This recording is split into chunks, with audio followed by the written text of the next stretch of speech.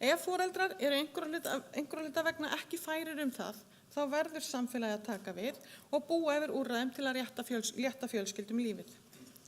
Það reynslu okkar í Geðverndarfélagi Íslands að hvar sem vellíðan barna ber á góma, bregst fólk vel við. Og það virðist hafa mikinn skilning á mikilvægi forvarna. Þetta hefur hvatt okkur áfram og styrkt okkur í þeirri trú að við náum að stuðla að breytingum sem leiða af sér betra samfélag, aukna vellíðan einstaklingana og minni samfélagslegan kostnað. Hagfræðiúttektir hafa nefnilega sýnt að kostnaður við hvert barn sem ekki færi viðunandi uppeldisskilyrði umtalsverður og þessi kostnaður hann fellur á bæði menntakerfið, heilbrigðiskerfið og hið félagslega kerfi. Barn með tilfinningavanda þarf aukna þjónustu í skóla og rannsóknir hafa sýnt að tengsl eru á milli áfalla og streitu í bernsku og ýmissa sjúkdóma á fullorðinsárum. Árið 2014 var haldið málþing geðvernd í barneignarferli, þar að segja á meðgöngu og eftir fæðingu og í kjölfar þess var stofnaður þverfaglegur hópur frá ýmsum stofnunum samfélagsins sem hefur hist reglulega og lagt á ráðin. Geðverndarfélag Íslands hefur átt fulltrúa í þessum hóp en markmið hans hefur verið að vekja umræðu í samfélaginu og fá ráðamenn til að móta heildstæða stefnu í geðheilbrigðismálum barna frá fæðingu. Hópurinn hefur kennt sig við 1001 fyrsta daginn í lífi barna og vísar titillinn til tímabilsins frá getnaði til 2 ára aldurs. Mikill þroski á sér stað fyrsta 1001 daginn í lífi okkar en á þeim tíma lagður grunnur að lífsgæðum og geðheilsu lífið á enda. Markmið 1001 hópsins að vekja athygli á mikilvægi þessa tímabils og undirstrika áherslu á að geðheilbrigðisþjónusta barna sé aðgengileg frá fæðingu. Endurgjaldslaust enda hafa rannsóknir sýnt að slík þjónusta dregur úr líkum á að börn glími við ýmis vandamál síðar. Í geðheilbrigðisstefnu íslenskra stjórnvalda kemur fram að aðgerðir sem styðja við foreldra í uppeldis- og umönnunarhlutverki hafa víðtæk áhrif á samfélagið í heild og skila sér í farsælli skólagöngu, minna brottfalli, lægri glæpatíðni og betri atvinnu- og efnahagsstöðu. Með því að tryggja þeim 4.000 börnum sem fæðast árlega á Íslandi 1001 dag í öryggi og nánd með báðum foreldrum má treysta tengslagrunn hvers barns og bæta skilyrði þess til að þroskast og þar með auka líkurnar á því að þau verði heilsteyptar manneskjur og virkir samfélagsþegnar. En þrátt fyrir góð rök og prýðilegar undirtektir yfirvalda þá hefur okkur þótt standa á markvissum úrbótum.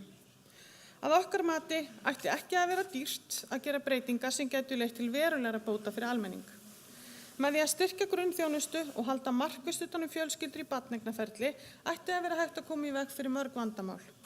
Þessar breytingar ættu heldur ekki að vera flóknar þar sem mikil reynsla af slíkum aðgerðum í nágrannalöndum okkar. Við búum að auki við þann munað að tilheyra litlu samfélagi þar sem boðleiðir eru stuttar og yfirbygging er lítil. Með markvissum aðgerðum stjórnvalda, snemmtækum inngripum innan heilsugæslu, leikskóla, grunnskóla og félagsþjónustu mætti því bæta líðan og draga á samfélagslegum kostnaði. En eins og ég nefndi í upphafi þá hefur baráttan staðið í nokkur ár og nú held ég að okkur sé óhætt að segja að sjáu til lands. Menn í unnvörpum að átta sig á tengslum áfalla í bernsku og vandamála síðar á lífsleiðinni og hinn þögli faraldur orðinn sýnilegur. Vitundarvakningin hafin fyrir alvöru og við í stjórn Geðverndarfélags Íslands horfum björtum augum til framtíðar. Dagskráin í kvöld sérlega vönduð og við munum fá að heyra erindi 2 sérfræðinga áhrif erfiðrar æsku á heilsufar á fullorðinsárum. Auk þess fáum við reynslusögu ungrar konu af því hvernig hún tókst á við eigin vanlíðan og hvaða leið hún fór til betra lífs. Okkur sannur heiður að fá í samvinnu við Geðhjálp tækifæri til að standa þessum viðburði og við höfum trú á því að hinn raunverulega vitundavakning sé hafin og við óskum ykkur öllum góðra skemmtunar. Takk fyrir.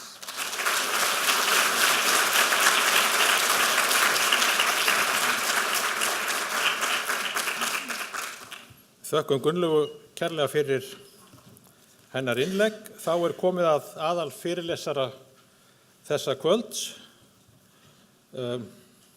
Dear Mark, welcome to Iceland and thank you for your contribution to a better mental health in Iceland. As I told you, I will do your presentation in Icelandic. Mark Bellis framkvæmdastjóri stefnu, rannsókna og alþjóðlegar þróunar hjá Lýðheilsustofnun Wales og prófessor í lýðheilsufræðum við Bangor University.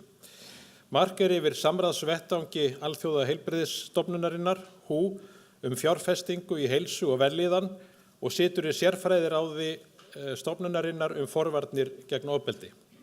Hann hefur unnið mikið starf á sviði forvarna gegn ofbeldi, áfengi og fíkniefnum og fyrir kynferðislegu heilbrigði. Fyrir utan störf sín með hefur hann einnig unnið sem ráðgjafi fyrir samtök á borð við þróunarstofnun Sameinuðu þjóðanna, fíkniefna og afbrotamála skrifstofu Sameinuðu þjóðanna, alþjóðlega neyðarsjóð barna hjá Sameinuðu þjóðunum eða UN International Children's Emergency Fund. Hann hefur gefið út yfir 180 ritrýndar greinar og yfir 250 skýrslur heilbrigðismál. Þá stýrir hann jafnframt langtíma rannsókn sem kannar hvernig hægt sé að koma í veg fyrir ofbeldi og áhrif þess á heilsuna yfir allt æviskeiðið. Dear Mark, the floor is yours.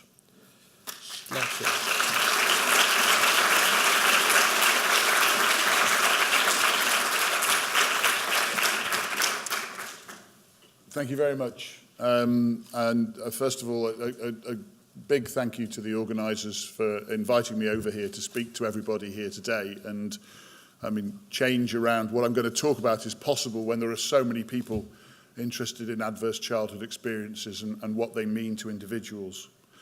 I'm going to talk about what shapes people's lives. It doesn't determine what happens to them, but how those lives are shaped. And much of it won't be a surprise in terms of how childhood affects the way people develop across their life, but perhaps it will come as a surprise just how much it matters and just what difference it can make, what type of childhood you have in the first place. I'm going to talk about shared approaches, that the issues that a whole range of different public sector organisations see are rooted in the similar problems in children's lives or in adults' lives who had problems when they were children.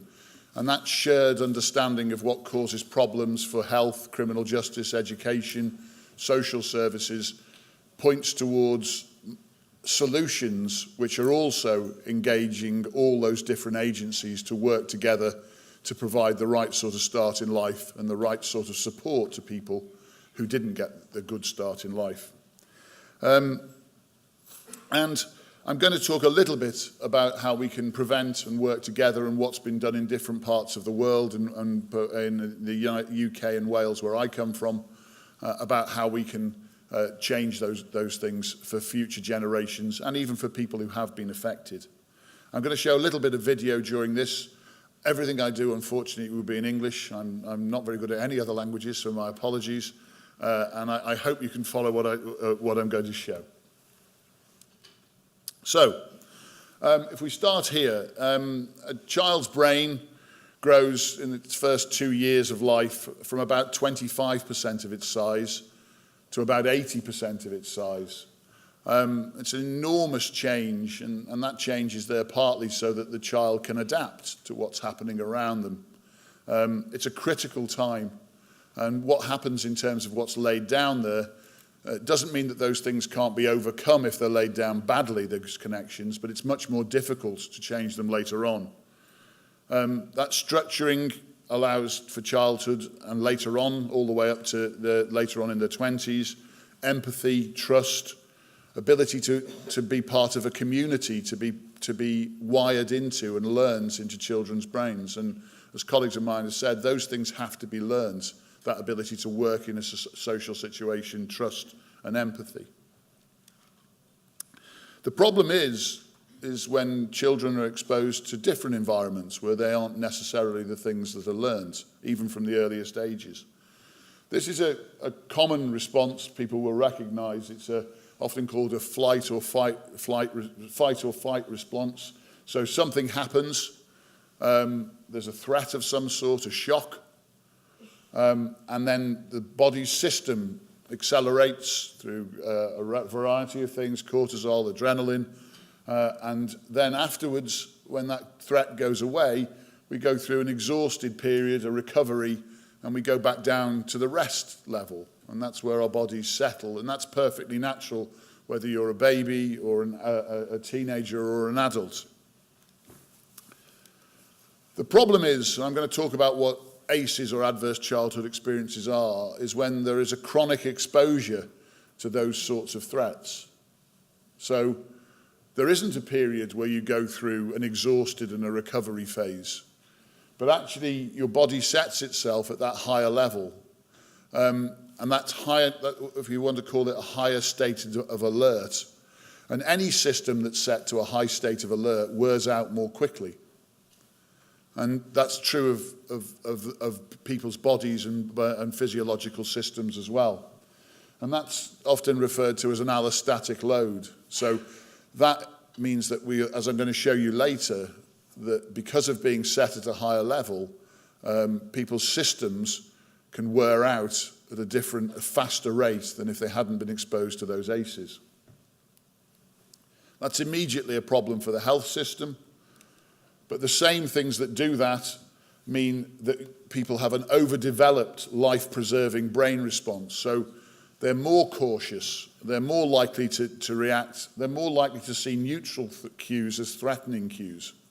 They're more likely to think of someone as being aggressive to them, even if they're shown a neutral face. And that's a problem from the criminal justice perspective, amongst others, because of things like violence. And those same individuals, when they arrive in school, are anxious because they don't, the trust and the elements of community aren't there. They're disengaged for the same reasons, and they become poor learners because they may feel that people are out to get them, or the teachers aren't on their sides, and a variety of other things. So we've got health, criminal justice, and education issues all starting in the same place.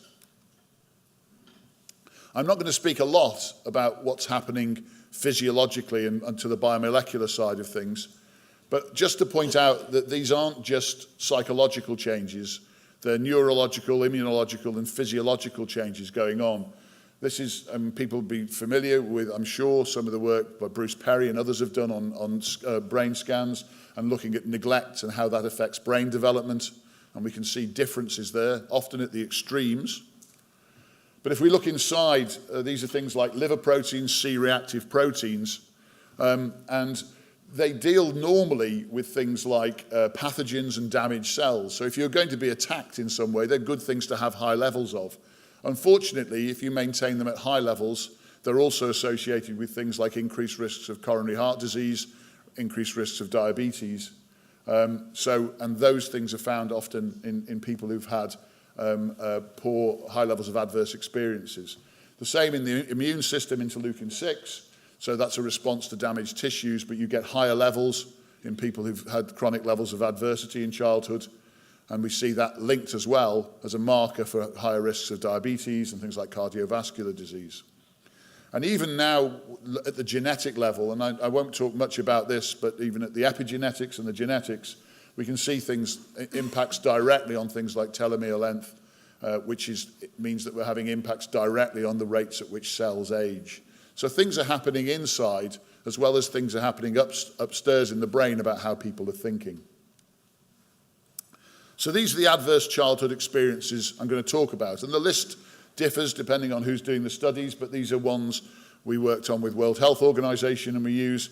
So physical abuse of the child, sexual abuse of the child, domestic violence in the household, exposure to that between parents usually, parental separation, but not necessarily the act of the parents separating, but it's usually a marker of something that's gone on, chronic problems within the house. Emotional and physical neglect, so not that support physically or that love being provided. And then mental health problems such as depression and suicide ideation in the family. Alcohol problems, a family member who's living there who's had sufficient problems with the criminal justice system that it's led to incarceration, and street drug use. So a whole range of things which can create those chronic stresses on children. And here, this is a piece of work we did across Eastern European countries. And you can see this is just for physical abuse. But the thing I'd like to bring to your attention is that although the average is 18.6, and we see differences in different countries, in the vast majority of areas, even physical abuse of children is not uncommon in any of those countries you can look at. Perhaps Montenegro a bit lower than others, but in reality, in every one of the countries, a large proportion of children are reporting physical abuse in their childhood. If we look at these others in Eastern Europe, you can see below that, sexual abuse, an average of 7.5% of children reporting that. 14 to 15% domestic violence, a similar number of parental separation. That does vary a lot between countries. More than 1 in 10 emotional neglect. And then even down here, things like alcohol problems, over 16%, mental health problem of a relatively severe sort, 10%, and so on. So not insignificant, but the problem always is that when you say this, and it doesn't matter where you go, people say, yes, but of course, well, let's say in this case, that's these countries. That doesn't happen here.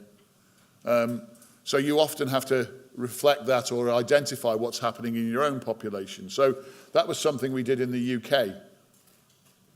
And so these are figures for England and Wales. And the figures are almost exactly the same, or at least very similar. And it doesn't matter, across many studies around the world, you'll see that despite people thinking they're going to be different, overall, they all identify high levels of adverse experiences in children. So again, physical abuse, 15 to 16%, and some differences. Domestic violence, about the same. Parental separation, higher. I said that's one that does change. Emotional neglect, a little bit lower, and we couldn't measure that in England because we didn't have the tools at the time. But higher in things like mental health problems in Wales and in England. And again, alcohol problems in the same sort of region. So the same sorts of levels of problems children are suffering, or in this particular case, many of them adults reporting they suffered as children. In average then, in Eastern Europe, about 50% of people report during their childhood suffering at least one adverse childhood experience. One type of adverse childhood experience, about 7% 4 or more. And the studies aren't entirely comparable, but they're relatively similar. And the number suffering one adverse childhood experience type is roughly the same in England and Wales. And the average for England and Wales is about 10% of children have suffered 4 or more adverse childhood experience types as they grew up. And I'm going to focus quite a lot on that figure of 4 or more, because it doesn't mean that having 2 or 3 or 1 isn't important. But just to show you the differences, I'm often going to speak about what happens to people who had 4 or more ACEs compared to those who had no ACEs and a more safe and nurturing childhood. So I'll start now by just introducing this little piece of film and a character I want to take through as I speak today. I hope it works. I don't think there's any sound. No. Can anybody?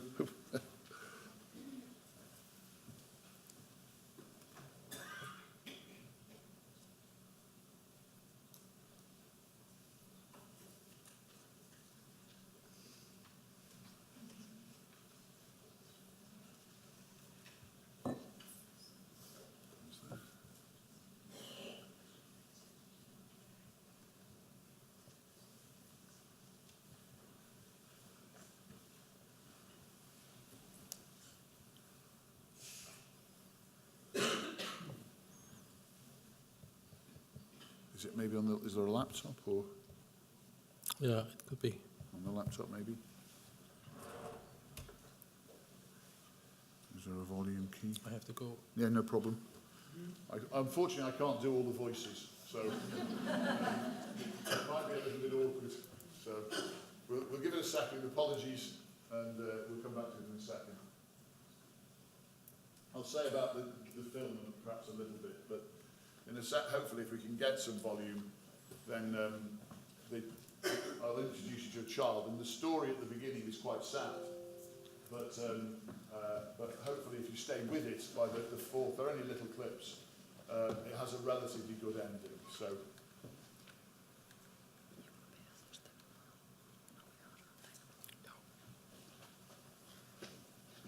Is it here where it starts? Yes. You have to do anything more. Just how I actually don't know. Ah. Right. Something's happening. Is this the sound you expected? I'll settle for it. Thank you. There you go. All the drinking and fighting means I'm scared. I'd like a cuddle, perhaps a bedtime story, but mostly I'd like them to stop shouting at me. And sometimes they hit me. Feeling scared every day and not feeling loved or wanted will change me for the rest of my life. Later, I'll have problems at school, problems with alcohol, and I'll get in trouble with the police. What's happening to me right now means I'm more likely to have serious health problems in middle age and die sooner than I should.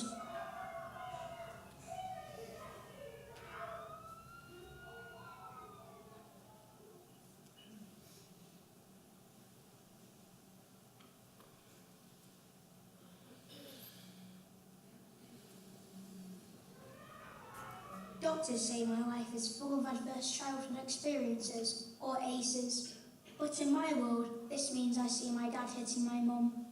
Dad's got a drinking problem, and mum's always crying, even with the tablets. I am always being shouted at and hit. After the booze and fags, there's not a lot of money for toys or clothes, or even food. I'm getting used to being scared all the time. Now I'm just angry. The doctors say things are changing inside me. My brain isn't learning how to control my feelings properly. My body can't relax like those kids who don't have ACEs, so my body won't be able to repair itself properly when I get older, making it more likely I'll get cancer or heart disease as an adult. It hurts when my parents hit me, but the real damage is hidden, and that damage will be with me for life.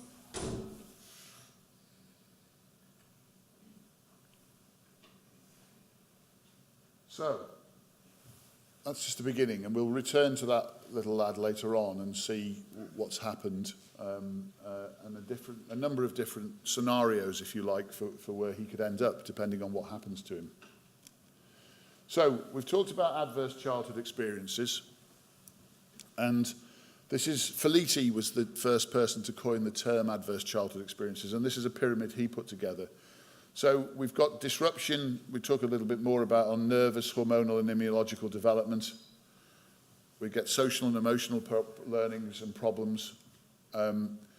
Adoption of health-harming behaviours, often seen as a way of coping, particularly if you're looking at things through an ACE lens. Non-communicable diseases, in part because of the adoption of behaviours, but also in part because of the direct impacts it's having on physiological development. And then quite a number of studies showing impacts then on premature mortality. So we don't have to wait that long, though, to see the impacts and how they play out in the child's life. So this is somatic complaints. So somatic complaints, for people who don't know, are a range of conditions. It's a term which is often used when children or others present to a doctor or someone, and there's no understanding of what's causing those. So they tend to be things like headaches, digestive problems, some skin disorders as well. The actual cause can be a range of things, but often they respond to treating things like social stress and emotional factors. So if we look at those from an ACE perspective, this is a study in England and Wales, I think this one, yeah. And I'm going to just show you here. This is the likelihood, so the increased frequency, for want of a better word, or likelihood that people have these types of conditions, depending on how many ACEs they had. So 4 or more ACEs, that's 3 times more likely to have routine headaches as a child. Generally, to report poor health, then that's nearly 5 times higher than those with no ACEs. But again, remembering that you don't have to get to 4 ACEs to see that level start to increase. And if we take school absenteeism, so being away from school for 20 or more days per year, then that's 7 times more likely in those with 4 or more ACEs than those with no ACEs. And that's likely to be because that's reflecting not just feeling ill, but also mental well-being, and also antisocial behaviour type things. So they're all adding up in that particular part. And of course, none of those are a good start, if you like, in life. So that's just in the young age groups. So we'll return again to that little lad a little bit later on and look at what's happened. I drink and smoke. They say I'm out of control, but I'm not. It's just my way of coping with my aces. I've been in plenty of fights, but what's wrong with that? Kids' punches don't hurt half as much as when my dad hits me. I beat up a kid last week at school because he looked at me weird. Who cares? I ended up with more time out of school. Learning's not for me anyway, and the teachers don't care any more than my parents. I don't like the way anyone looks at me except my girl. She's 16 and pregnant, just like my mum was with me.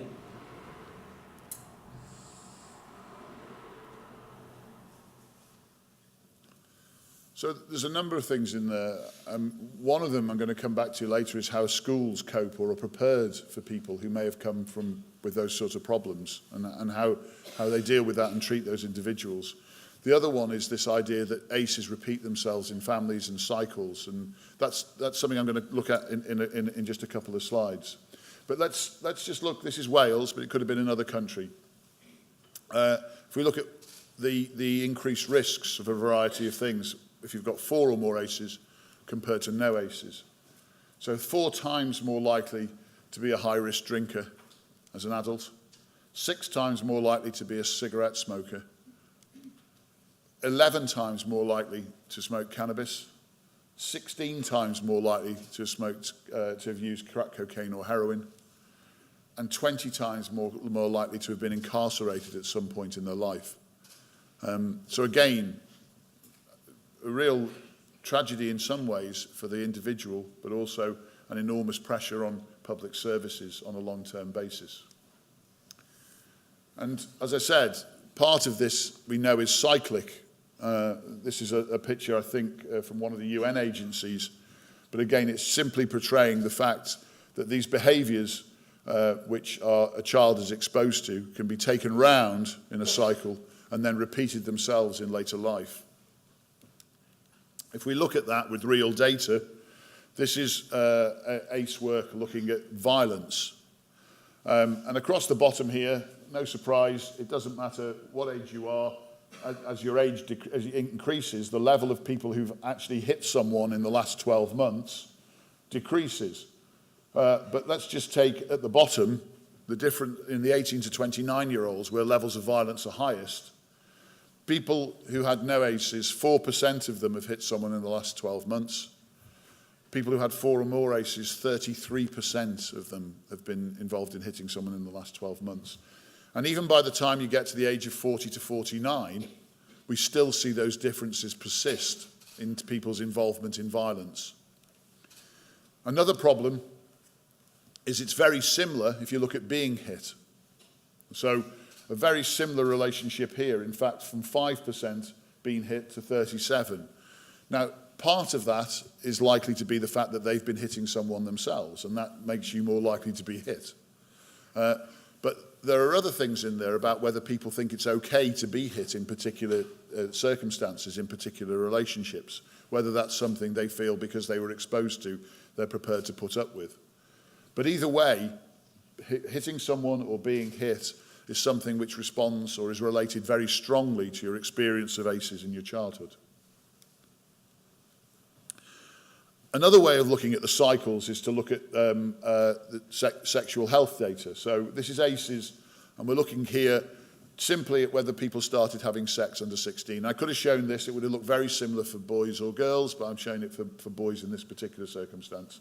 4 or more ACEs, about 4 times more likely to have started having sex under the age of 16.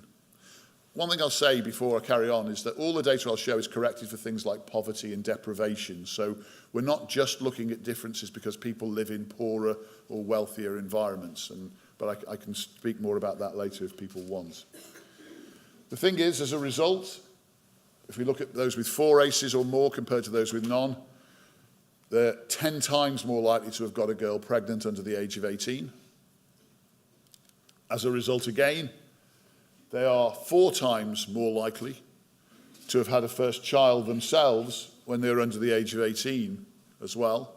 But let's look backwards a bit they're also 5 times more likely themselves to have been born to a mother themselves who was under 18 when they had them.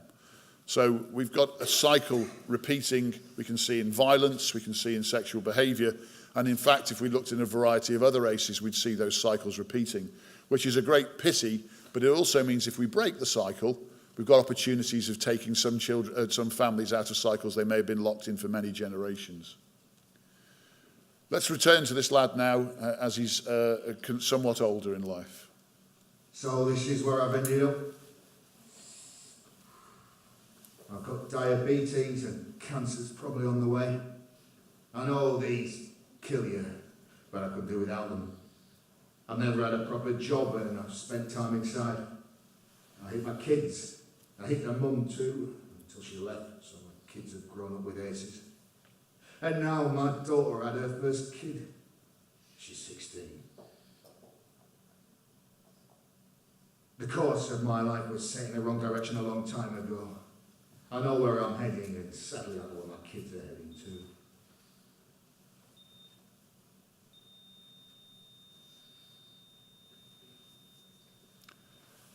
It picks up from now on, as I said. It gets a bit, things get a bit better. So, if we look at these, what would be possible if we prevented ACEs? So this is in England, this data. So we can just use the data we have from many studies and use it to model what would happen if we didn't have ACEs. And these are some of the outcomes that you can expect, but of course preventing all ACEs is something we aim for on a long-term basis. About a third less early sex, about a third less teenage pregnancy, smoking impacted by a whole variety of things, by only down by about 16%, and the same for binge drinking. A third less cannabis. But once we get into these sorts of behaviours, things like drug use, particularly things associated with mental health problems, nearly 60% of that, 50% of violence victimisation, 52% of perpetration. In England, just over 50% of incarceration, higher in Wales. And something like diet, which is again affected by multiple factors, still about 14%. And in fact, the first stage studies were looking at people around issues around obesity and people who weren't responding in obesity treatment.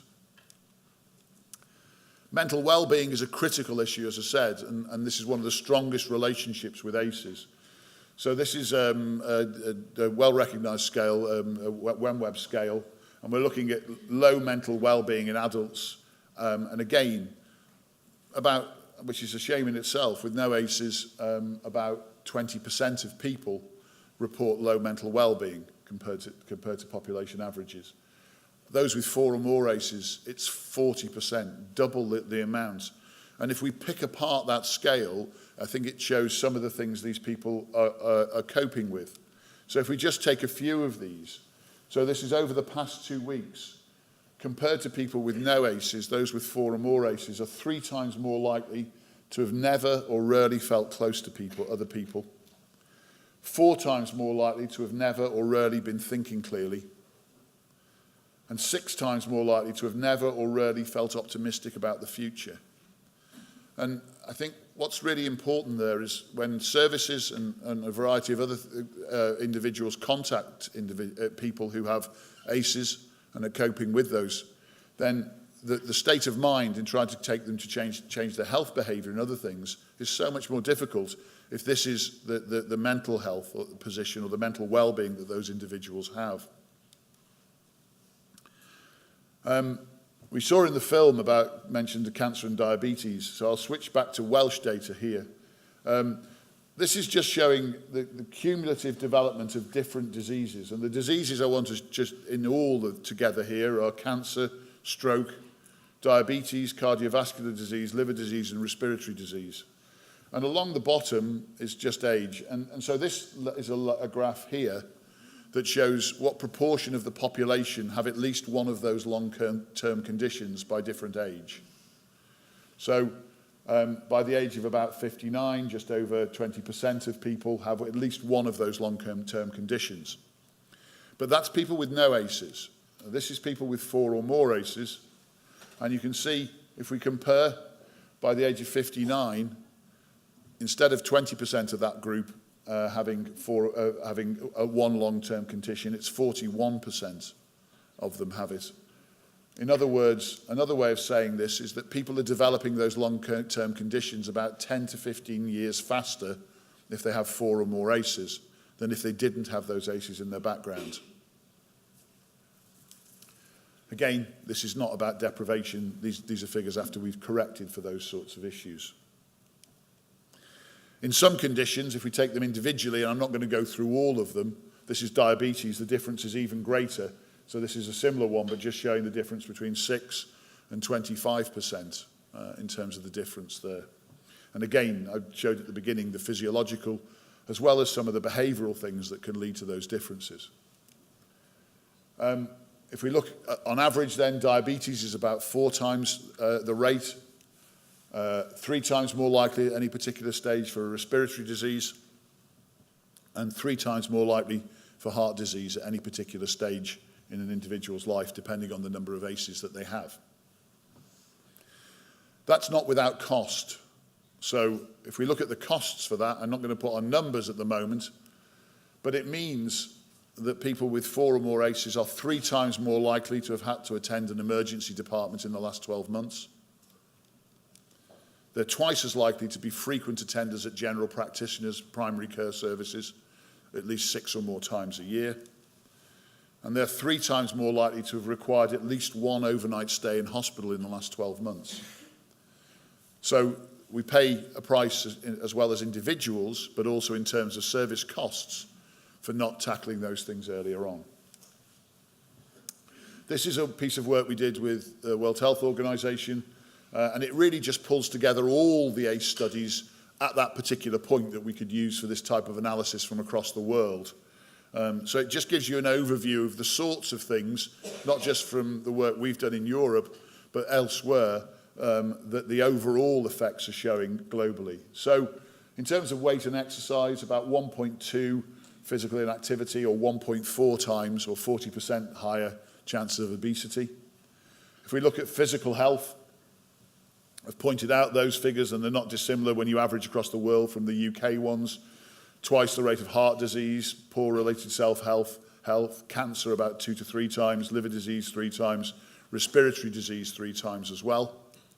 We can look at sexual health, and again, we've looked at that a little bit already, but the average globally for 4 or more ACEs compared to none is about 3.6%. STIs down here, nearly 6 times more likely. And if we look at substance misuse, and we're getting particularly into things more strongly associated with mental health issues, about 5, 6, and then problem drug use nearly 10 times if we take all the studies globally, the risks or the long-term risks from people with 4 or more ACEs. In terms of mental health, depression about 4 times, low life satisfaction, as I've mentioned. And then really at the bottom, some of the things I pointed out, which almost complete the cycle of many ACEs, much more likely to be involved in violence, perpetration or victimization, and highest of all, suicide attempts, and nearly 30 times higher in those that have suffered ACEs as a child. This is work that we haven't published yet, but we're finishing off again. And it's the population attributable fraction. It's another analysis done globally. So it just means globally the proportion of these types of conditions, which if we take all the studies available to us, look like are down to adverse experiences in children's lives. So about 25% of smoking, if we take all of it on a global basis. And the difference between the red and the blue here is the blue is the proportion that is down to children who've just had one type of ACE in their childhood, and the red is the proportion down to children who've had multiple ACEs. And again, throughout you'll see that it's multiple ACEs that are having the bigger impact. So multiple things are impacting on children's lives. Depression, nearly 30%. Diabetes, lower, at about 12%. But if you just do a calculation on that, if it was 12%, then globally that would be a cost of about $100 billion in terms of the difference that would make if it was prevented. An enormous cost in terms of what could be saved, as well as improving people's lives. So, I just want to return now for the final time to the same man, but in a slightly different scenario. This doesn't have to happen. A little help in childhood makes a big difference to where life takes you. When I was a baby, the nurses noticed that my mum wasn't coping and helped her and explained how important my childhood is to the rest of my life. So, with a bit of help, she coped. The police came round after next door complained about the noise from mum and dad fighting. They asked how I was feeling. I told them I was scared all the time. Mum and dad got help. The shouting got better and the hitting stopped. I even got some bedtime stories. I still had problems at school, but the teacher asked me about what was happening at home. I got help controlling my feelings. It wasn't a lot, but it was enough. I'm now married with 2 children, and I've got a job, most of the time. I haven't repeated the same problems with my kids. We got help when being a parent got too much. Our children are ACE-free, and that means their kids stand a good chance of growing up ACE-free as well. Almost half the people in England and Wales experienced one ACE as a child, and 1 in 10 of us suffered 4 or more ACEs. If we stopped ACEs, millions of children would not become smokers or binge drinkers, and levels of violence in adults would be cut in half. Fewer ACEs in childhood also means fewer adults developing diseases like cancer, heart disease and diabetes in middle age. We all need to be ACE aware. Are you? Doctors, police, nurses, teachers, firefighters and most importantly parents. The more you know about ACEs, the more you can help stop children growing up with ACEs in their lives. And for those of you who have already suffered ACEs, the more you know, the more you can help yourself and others who have suffered ACEs cope.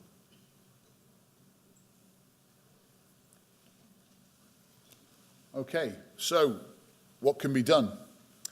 So the first thing I'm going to talk about a little bit is just resilience. So the fact that you're exposed to ACEs doesn't determine what happens. It may increase the risks of what's happening, but there are a number of things we increasingly understand which can reduce the probability, if you like, that those things are going to happen. One of the most important is this. It's an always available adult. And that's, if you think about resilience, it's about the transforming potentially toxic stress, in this case from ACEs, into tolerable stress. So an always available adult is that you trust, provides a safe space in which the physiological and the psychological systems, which I mentioned at the beginning, can reset to a tolerable level. So it's just somewhere sometimes that someone can go, or someone they can go to, which means that they aren't set at that high allostatic load and things can settle to a lower level. This is a study we did on always available adults, and in this particular graph, everybody has 4 or more ACEs. So this is low mental well-being, and you can see with increasing poverty along the line, these are deprivation fifths or quintiles for the UK. You can see that lower mental well-being, of course, increases, as we know it often does, with increased poverty. However, these are people who did not have a trusted adult in their childhood. These are the same, roughly the same, but they always had an available adult, someone they trusted. And the levels show the same pattern, but the levels are nearly half as high. So quite a substantial difference for what on the face of it looks like a relatively small intervention. If we look at weekly heavy drinking, another outcome. Again, weekly heavy drinking in the UK doesn't change, it doesn't go up or down with deprivation, it doesn't have a relationship with poverty. But again, if we look at those with 4 or more ACEs, but always had an available adult available to them, we can see about a third reduction in that compared to those who didn't have that support in their childhood. It may be a parent that's somewhere else, it might be another relative, or it might be a professional. And again, we'll come back to that in a second. But the question is, did they have somebody that they could go to who was a point of trust so that it wasn't always chronic stressors from ACEs?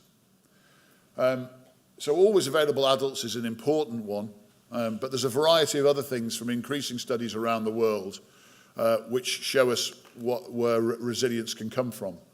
Now, there's probably too many here to go through, but largely one way of looking at them is we have the available adult.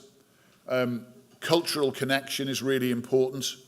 Things like I enjoyed my community cultures and traditions being locked in, and some of the softer services that allow people to be engaged in clubs, to engage in local culture, knowing where to go to get help, that seems important.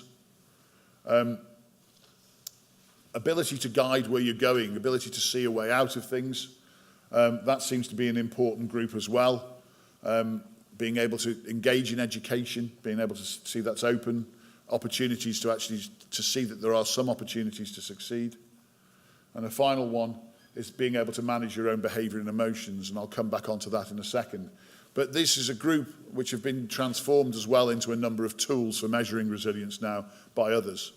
And they're not the only things that make a difference. There is physical activity, and when we were looking at what makes a difference to people's outcomes, depending on what ACEs they've had, physical activity and engaging in that seems to make it important. And money does, of course, have an effect as well, particularly security in money, if not necessarily how much money people have.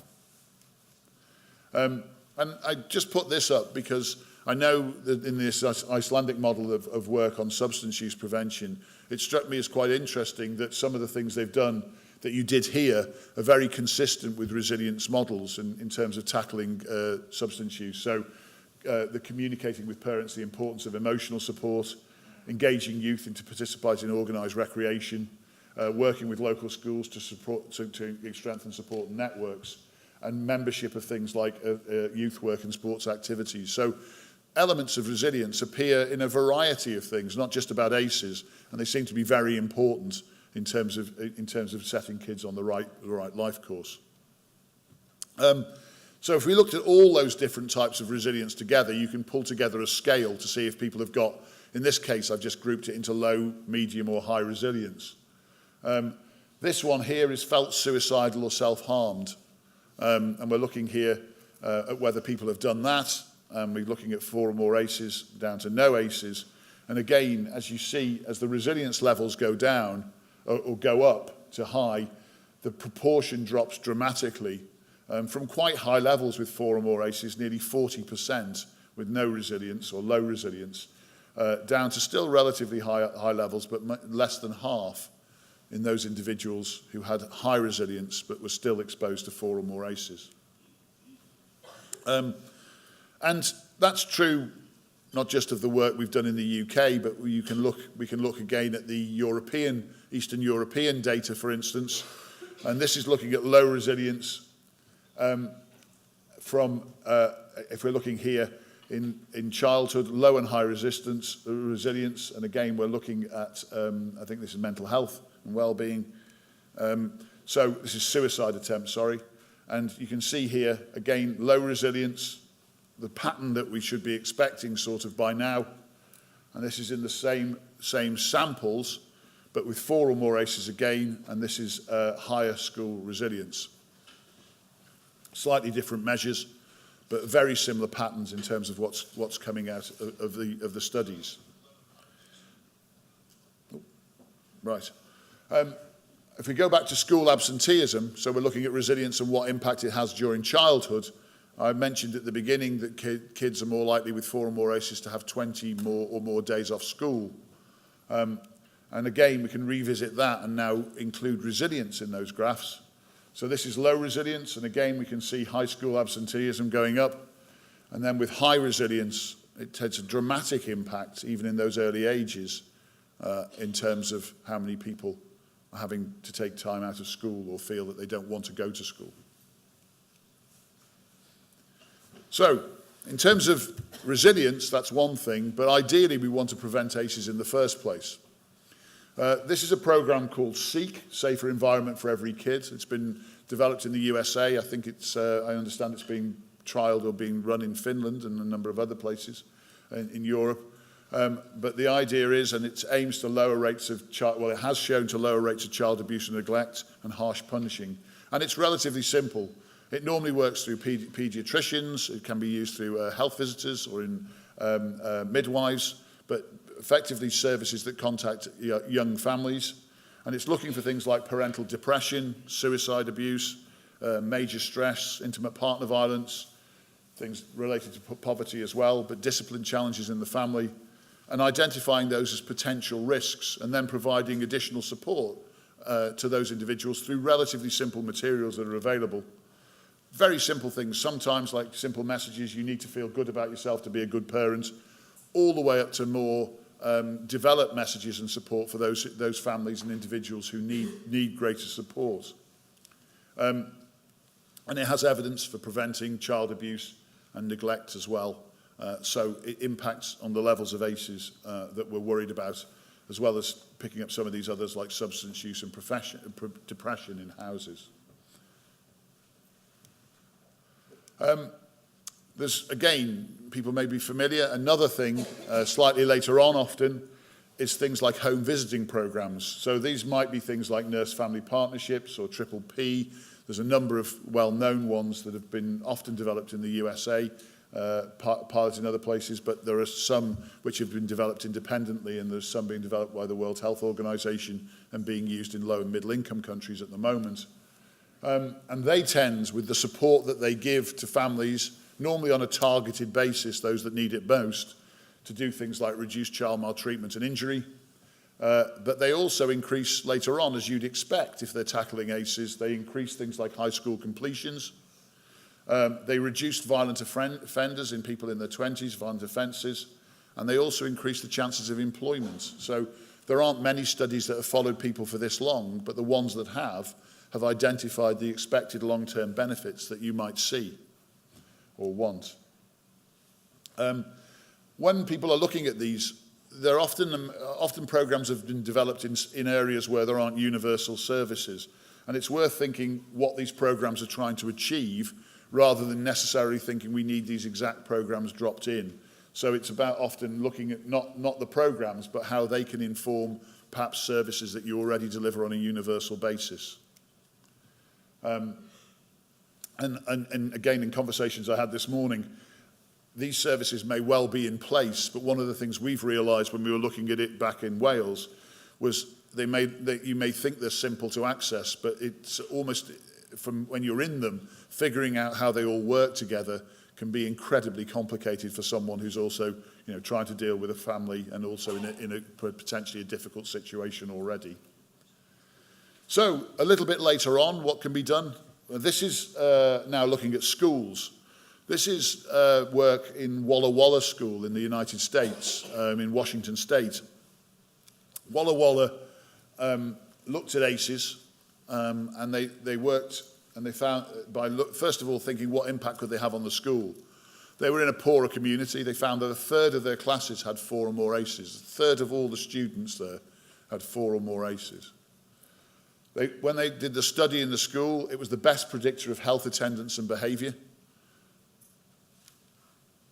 Educational success was more related to the number of ACEs the children had than to the income of the family, which is what they'd been previously thinking or looking at. So they changed. They worked with public health, others. They informed all the staff and made the staff ACE, or what we sometimes call trauma-informed, and worked at setting up a different system for how they were going to treat kids who had ACEs when they presented at the schools. They worked largely on building resilience, so not thinking this is a problem kid immediately, but why are you acting that way? So inquiry around that, asking them. Competency, so building resiliency, building developmental skills in those individuals. Providing attachments, as I said, with an available adult and those sorts of issues. And then self-regulation, some help again around controlling emotions. And I'll come back to this in a different form later on. But the key thing is, by putting this in place, they saw a 75% reduction in fights in the school. They saw an 83% reduction in suspensions. And critically as well, because that's what they're also there for, they saw an increase in graduation rates. So a variety of positive outcomes from adopting just a slightly different approach in terms of how they handle kids with particular issues. And we've begun the similar work in England and Wales at the moment. Even later on in life, ACEs are still important. They may be something that affects children, but there's something to bear in mind throughout the life course of someone, an individual, because these issues, as I've tried to show, can impact them throughout life. This is routine inquiry. I'll start by talking about what happened in the States, really. So Felitti did some work when he was working on ACEs. This is just before people went in to see their normal clinician about whatever health problem they had. They filled in an ACE survey questionnaire. And then at examination, they were asked, how have ACEs affected you in later life? So just ask them an opportunity to talk about those things if they wanted to. His preliminary results, which have been published, showed that that just in itself resulted in a 35% presentation at general practice and an 11% reduction in use of emergency departments. And in conversation, anyway, that's been talked about by Felitti and others as being partly about an opportunity to talk about something which may be the thing which was underpinning partly why they were coming in the first place. In other words, and in the work we've done, we found that over 60% of people in primary care settings, I'll talk about it in a second, who talk about ACEs there, that's the first time as adults they've ever talked about the ACEs that they experienced as a child. So nearly 2/3 have never spoken to a professional about what's happened to them, even though it might be part of the problems they're currently suffering. If you're going to do that, you need trauma-informed services. That's about workforce development, so they understand things like childhood adversity, resilience, coping and supporting people. You need to think about the right places for when you're doing trauma screening. When does it work? And again, that's quite complicated. When's the right time to ask people? It needs change in whole practice. It's not just about 1 or 2 people in practices. It can be about everything from receptionists to doctors to nurses, or in schools, the entire school system changing the way it thinks, because any of those individuals could be the contact point with the child with particular problems. And it's about interagency working as well. There are some things which people can do directly in terms of support. There are other times where they have to refer and bring in other agencies. And that, again, can be doctors, it can be police, it can be teachers, it can even be fire service. It can be a whole variety of different people that might need to think about how they're trauma-informed. I said we've done similar work with primary care, or starting anyway in the UK. This is just a relatively small study where we're doing routine inquiry.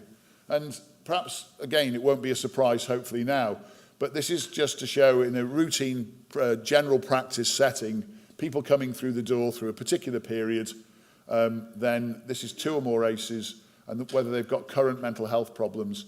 And you can see the ones with current mental health problems are much, much higher proportions of people with 2 or more ACEs. So in a normal general practice setting, you can expect the people with, for instance, mental health problems presenting to be ones who have a much higher likelihood of ACEs in their history.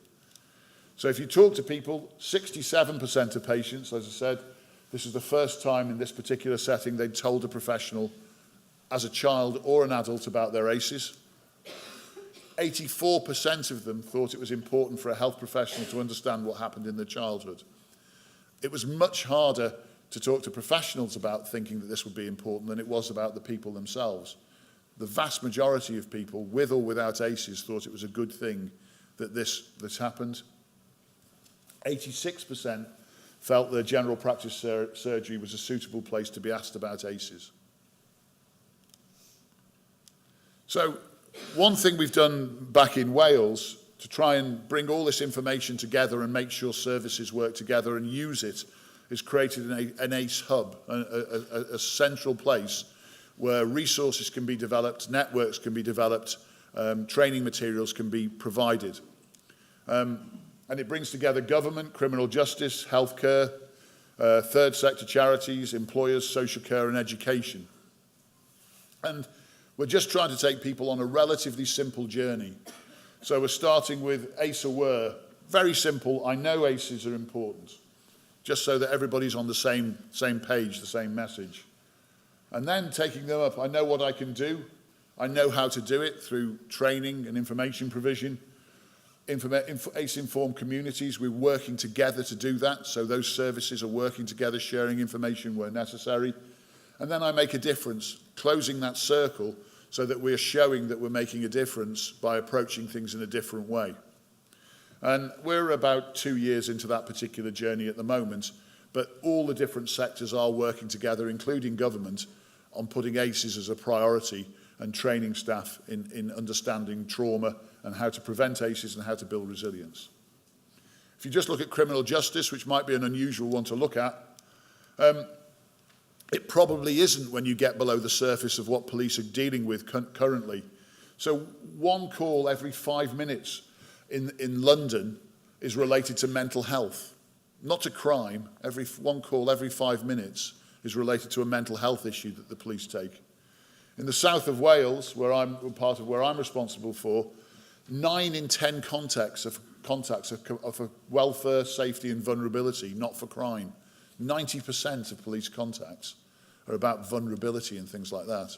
So actually, if you're looking for a service which has an immediate contact as well as health and education, police are also in the front line of dealing with these issues.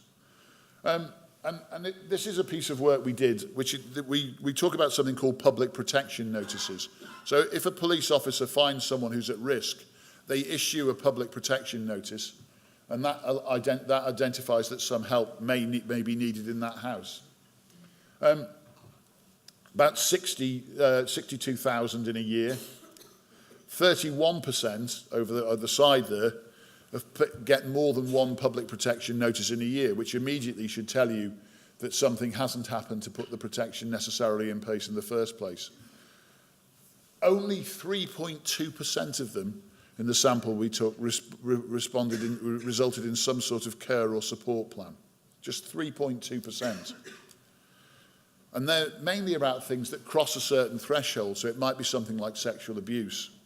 All the other ACEs we talked about don't necessarily cross a certain threshold because of the pressures on services. 72% of those notices are just logged and closed. Just logged and closed. And the reason is because we have to wait in our systems at the moment for people to get above that line before we think about what we're going to do. And actually, if we try and do it through an ACE perspective, we should be looking at the other way. And when we identify these things, we should be thinking about what we can do to make sure people don't get above that line in the first place. So, at home, what we did is we started with a memorandum of understanding, a simple thing with the police in this case, but we've done it with others. Ensure that from the earliest possible age, individuals are supported to follow health benefiting and crime-free life course. So just an agreement between public health and criminal justice in that case, that we would both work together on those issues. And now we're in the midst of training the police up in things like this. So look at lens, so looking when they go into a particular situation with families, exploring what the issues are in that particular family, particularly from the child's perspective, what are the needs, and then if necessary, signposting to the other agencies. Relatively simple, but the point is that you're trying to get an operational response immediately rather than something that says we need to hand this across to another professional. This is a good example, not one of my own, but from the UK again, called Operation Encompass. And it may show you just a slight difference that happens in a child's life, perhaps like the child who was in the video. So in Operation Encompass, and again, we're doing similar things. If a police officer identifies, say, domestic violence in a household, then a support officer is sent to the school, and the school's told that the kid might be upset the next day, the child might be upset when they come in, and the school is then prepared. And then what the school does is provide support and understands if there's behavioural problems, and with the right training introduces the child back into the classroom when the child is ready and has had the right support to calm down, find a safe space, feel supported. In the alternative model, the child turns up angry, the school doesn't know about why, and the child then gets into trouble at school, as well as having been in trouble at home in the first place.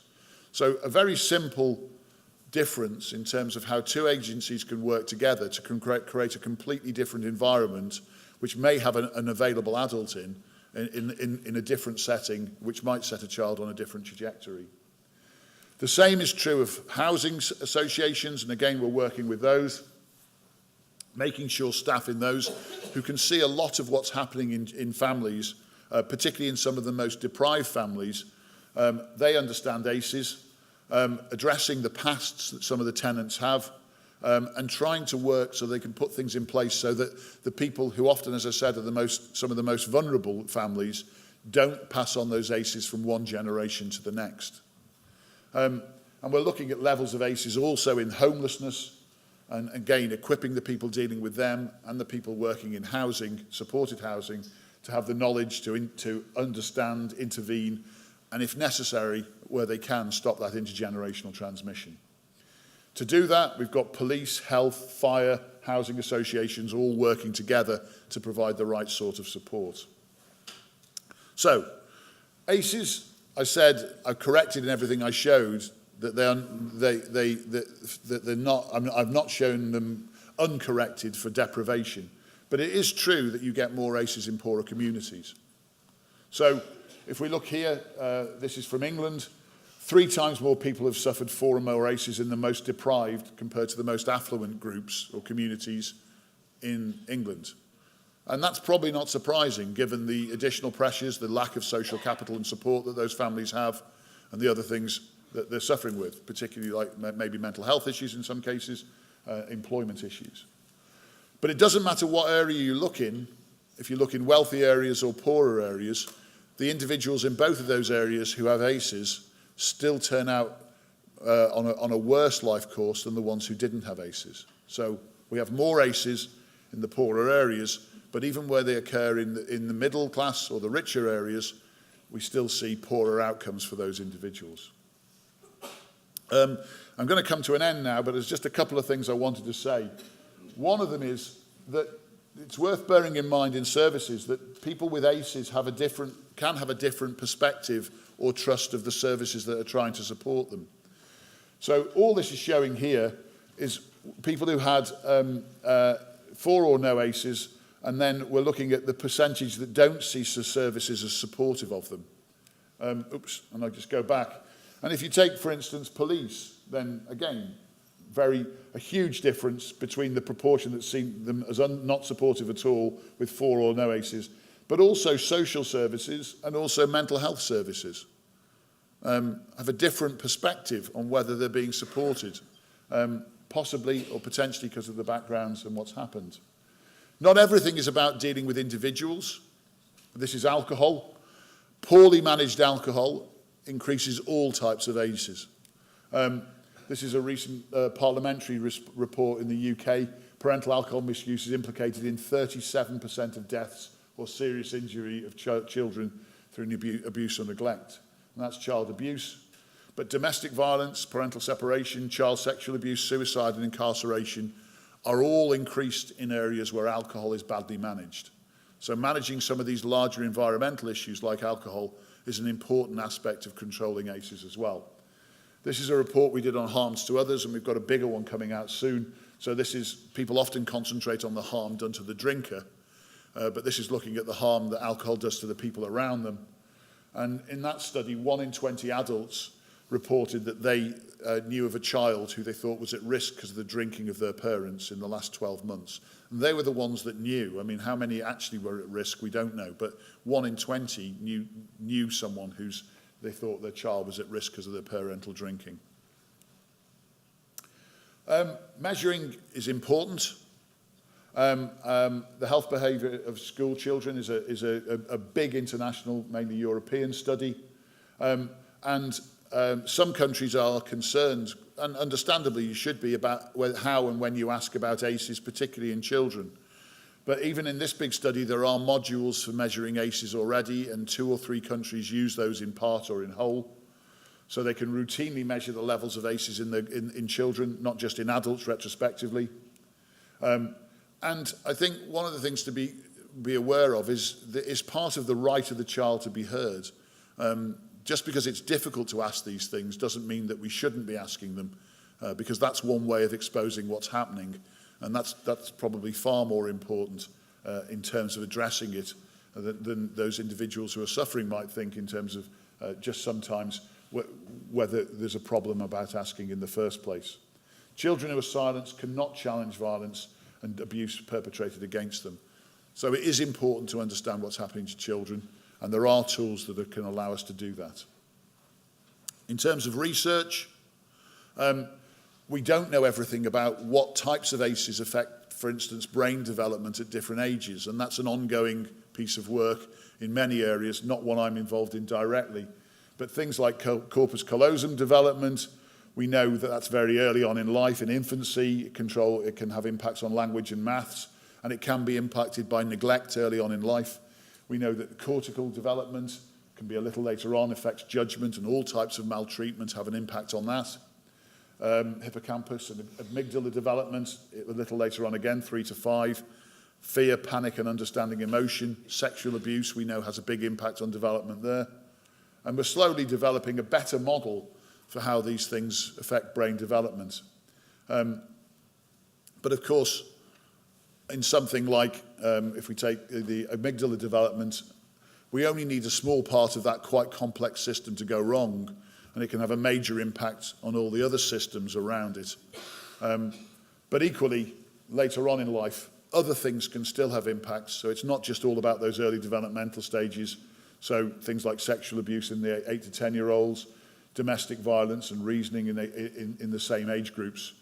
And there are opportunities, if we make sure that we control what experiences children have later on, to at least undo or balance out, if you like, some of the problems which may have been developed because of early problems they've been experiencing. So, on one final note, some people with ACEs, as I said, it's not deterministic. It doesn't mean they end up in a particular place. Resilience and a variety of other support can change that life course. But some that do still achieve very important things. And that often depends on who the adult is that maybe gives them support through a particular time and helps them channel aggression or other things that they might be feeling. And we can see this in the performing arts, and there's an increasing number of studies on creativity that's coming out from people who've come from highly adverse backgrounds, and they're expressing that with support in ways through performances and through creativity. It can be channeled by the right person into sporting excellence as well, and we can see that in the stories of some great sports stars. So that depends again about whether that supporting adult is there and channeling that, or they get in, if you like, with a bad group of people who push that energy into a different area. And it's always worth bearing in mind that we seem to have, in caring professions like health, greater numbers of people going into that who've actually had higher numbers of ACEs in their backgrounds as well. And whether that's done consciously or not, we don't know yet. But it may be at some level that people think that that's something that they want to do something about themselves.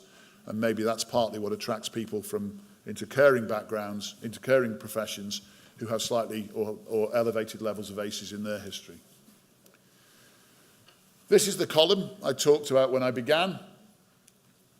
What I didn't talk about is things like epigenetic effects and preconception effects, but they are important. What happens to pregnant women is, it's an abuse and assault on those as well when there's domestic violence, but equally, it's also has an impact on the development of the fetus, and we need to think about that stage in life as well.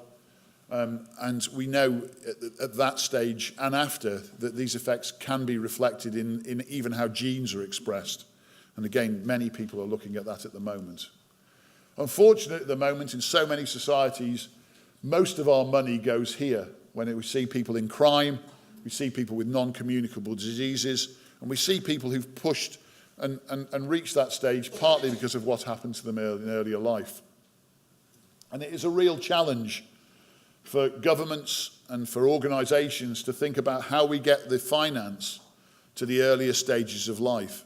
But it's critical if we're going to take some of the pressures off what's relatively an unsustainable system in terms of funding this top part, which is becoming increasingly expensive in so many countries.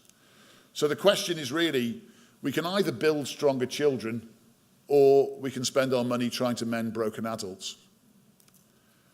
And so I'll summarise. Prevention is possible. That's a key thing in ACEs. A major cause of non-communicable diseases is ACEs. Some of the biggest health problems we face, quite a significant proportion of those could be prevented if we prevented ACEs.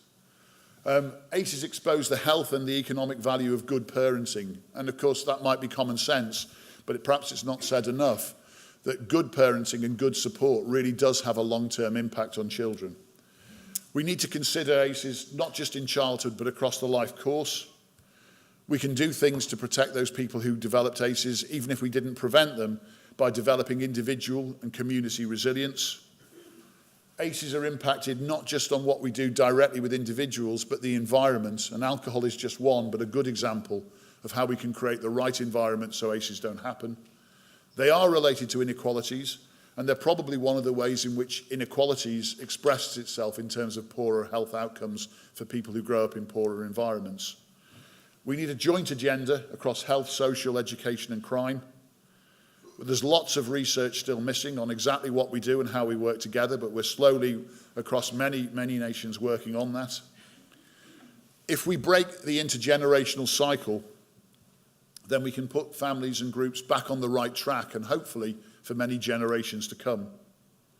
It's not just about professionals, better informed parents, remembering that 50% of people may have one ACE in their childhood, maybe 10% or more, depending on where you are, may have 4 or more.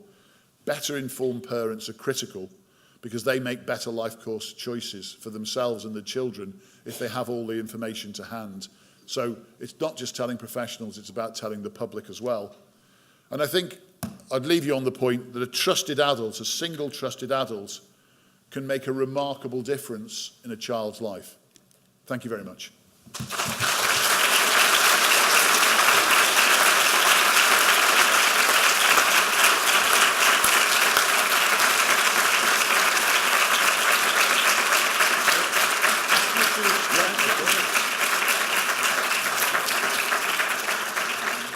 Við þökkum herra Bellis mjög kærlega fyrir þennan fyrirlestur og nú ætlum við að leyfa ykkur að spyrja hann.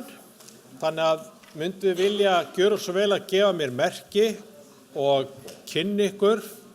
En áður en því kynni ykkur þá nú kannski rétt að ég kynni mig sem ég hef ekki gert það og ég heiti Kjartan Valgarðsson og framkvæmdastjóri Geðverndarfélags Íslands. Einhver sem óskar eftir að spyrja Bellis?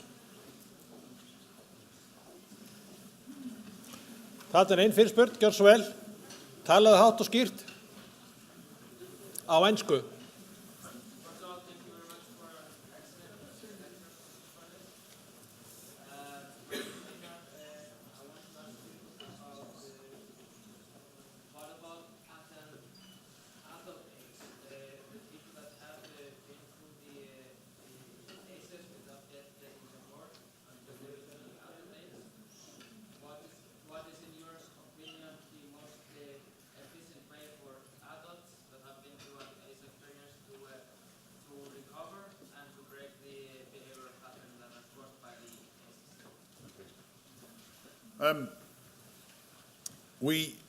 We know, one thing we know from our own studies is that accessing sources of resilience in adulthood still has a beneficial effect, particularly on people who've had ACEs. So that can be things like community engagement.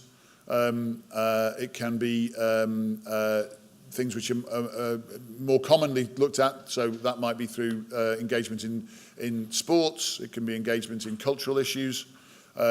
Connectedness in those areas and working on those things seems to have a protective effect, certainly reduces the outcomes we've been looking at in terms of mental health and some of the physical health problems. So I think the things I've talked about in terms of resilience in childhood, many of those things, although reflected and delivered in slightly different ways, are important in adulthood as well. So that's one of the things I'd talk about. Others, at the moment, we're working through what relationship they should have with the health system and what the health system can do. So it would be premature for me to say that, talking to a general practitioner about them might be important, but they are things that we're looking at the moment. We do see reductions in the need for health care, or the number of people coming forward for that after that, and we've seen similar results with much smaller samples to what the Liti did. But as I said, at the moment, we don't quite understand what that's doing to the individual and why that's happening. So at the moment, I'd say accessing resilience resources, and maybe a little bit down the line, it may be possible that there's some basic community health type support as well, but I'm not sure we understand that well enough yet. Fleiri spurningar? Gjör svo vel.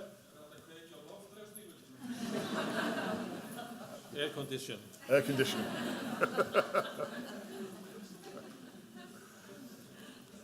Ég skal kanna það. Ég þarf að tala við öryggisverðina fram eftir þess að. Eru fleiri spurningar? Ef ekki, then I would like to thank you very much for your contribution. And you are going with Anna to have an interview outside. Okay. All right. Thank you. Thank you.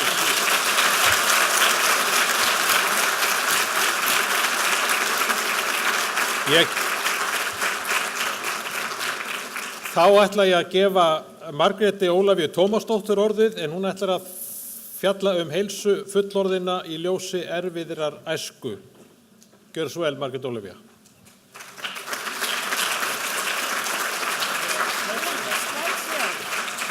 Já, við þurfum að koma þeim einhvern veginn inn. Lána mér þá. Ekki hér. Svo hvernig stjórnum við þessu. Hérna þetta. Svona. Right. Góða kvöldið. Margrét Ólafía heiti ég, heimilislæknir og lektor í heimilislækningum við Háskólann. Þetta er aldrei erfitt að koma hérna upp á eftir Mark. Maður er hérna hálftvístíðan að ég hafi nokkuð við hann að bæta, en ég ætla samt að reyna. Þetta er algjörlega stórkostlegur fyrirlestur hjá honum. En ég sem sagt, síðastliðið haust varði doktorsritgerðina mína fjölveikindi hjá fullorðnum og erfiðleika bæði í barnæsku og fullorðinsárum sem mögulegan orsaka þátt í þróun fjölveikinda. Og þess vegna langaði mig að byrja hennan fyrirlestur á frú fjölveikindum, sem 62 ára skjólstæðingur minn. Eins og þið sjáu þarna þá hún með 7 langvinna sjúkdóma og við þeim tekur hún 19 mismunandi lyf sem hún tekur á 4 mismunandi tímum dagsins.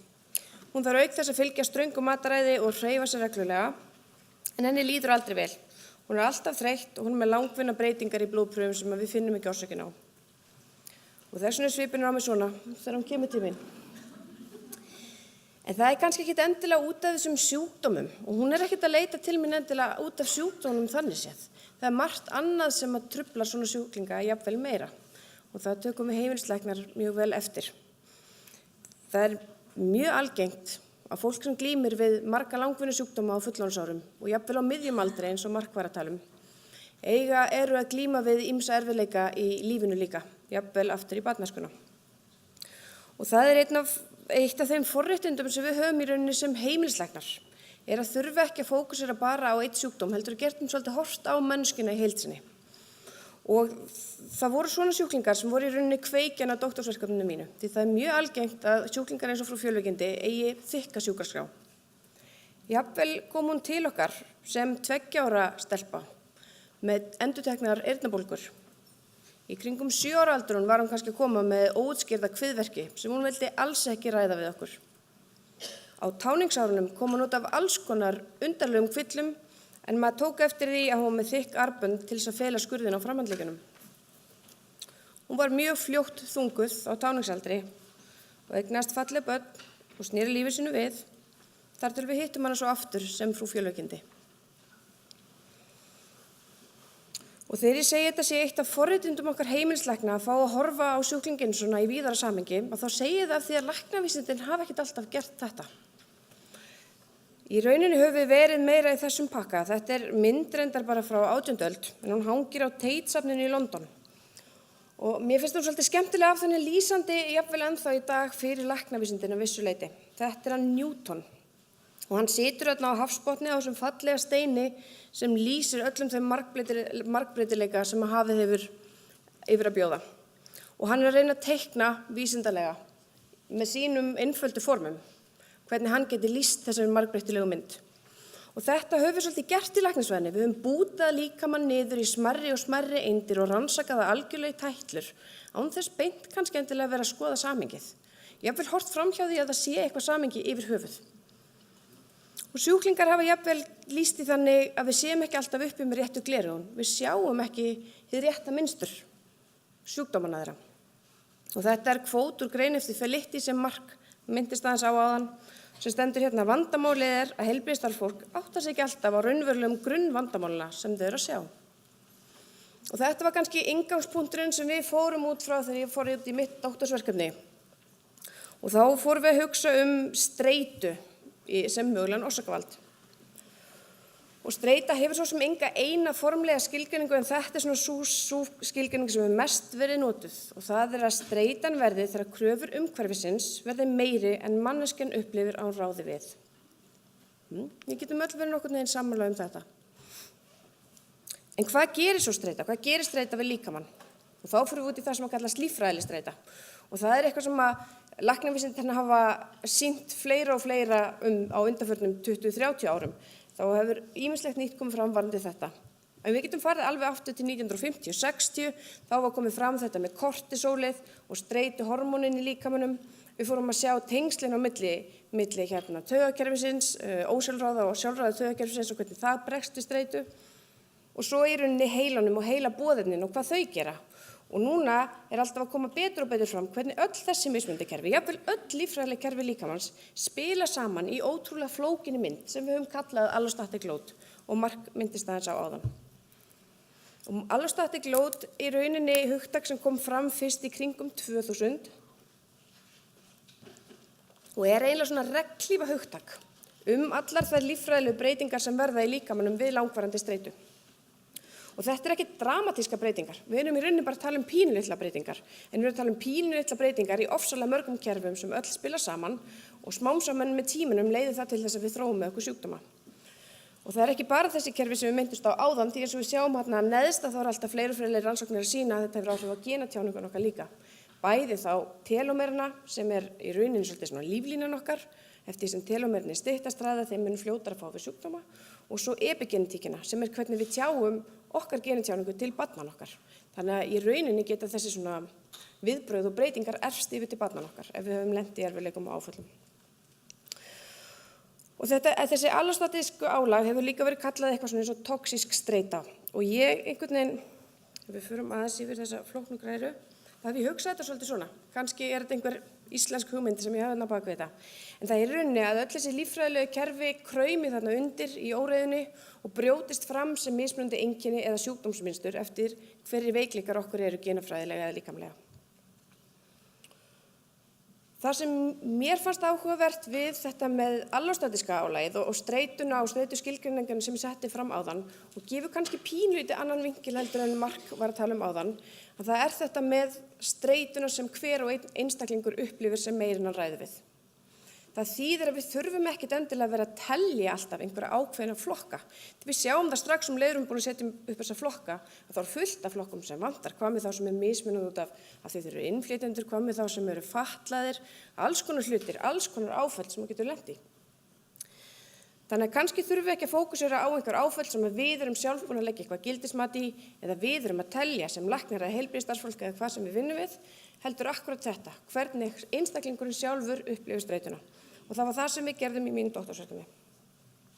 Þannig að hugmyndafræðin í rauninni á bak við þetta var sú að þarna værum við með í rauninni erfiðleika annaðhvort í barnæsku eða á fullorðinsárum sem eru meira en einstaklingurinn réði við. Það leiddi í stórum dráttum til þessa allostatíska álag eða eitruðu streitu, maður getur svo sagt. Það hafi svo áhrif líka á hegðunarmynstur okkar og bjargráðin sem við tilengum okkur og leiði svo til fjölveikinda á fullorðinsárum. Og ég hef ekki sagt ennþá en skilgreining á fjölveikindum en það að vera með 2 eða fleiri langvinna sjúkdóma. En þetta var svona grunnhugmyndin. Og þetta var norsk rannsókn, þannig þetta almennt norskt þýði.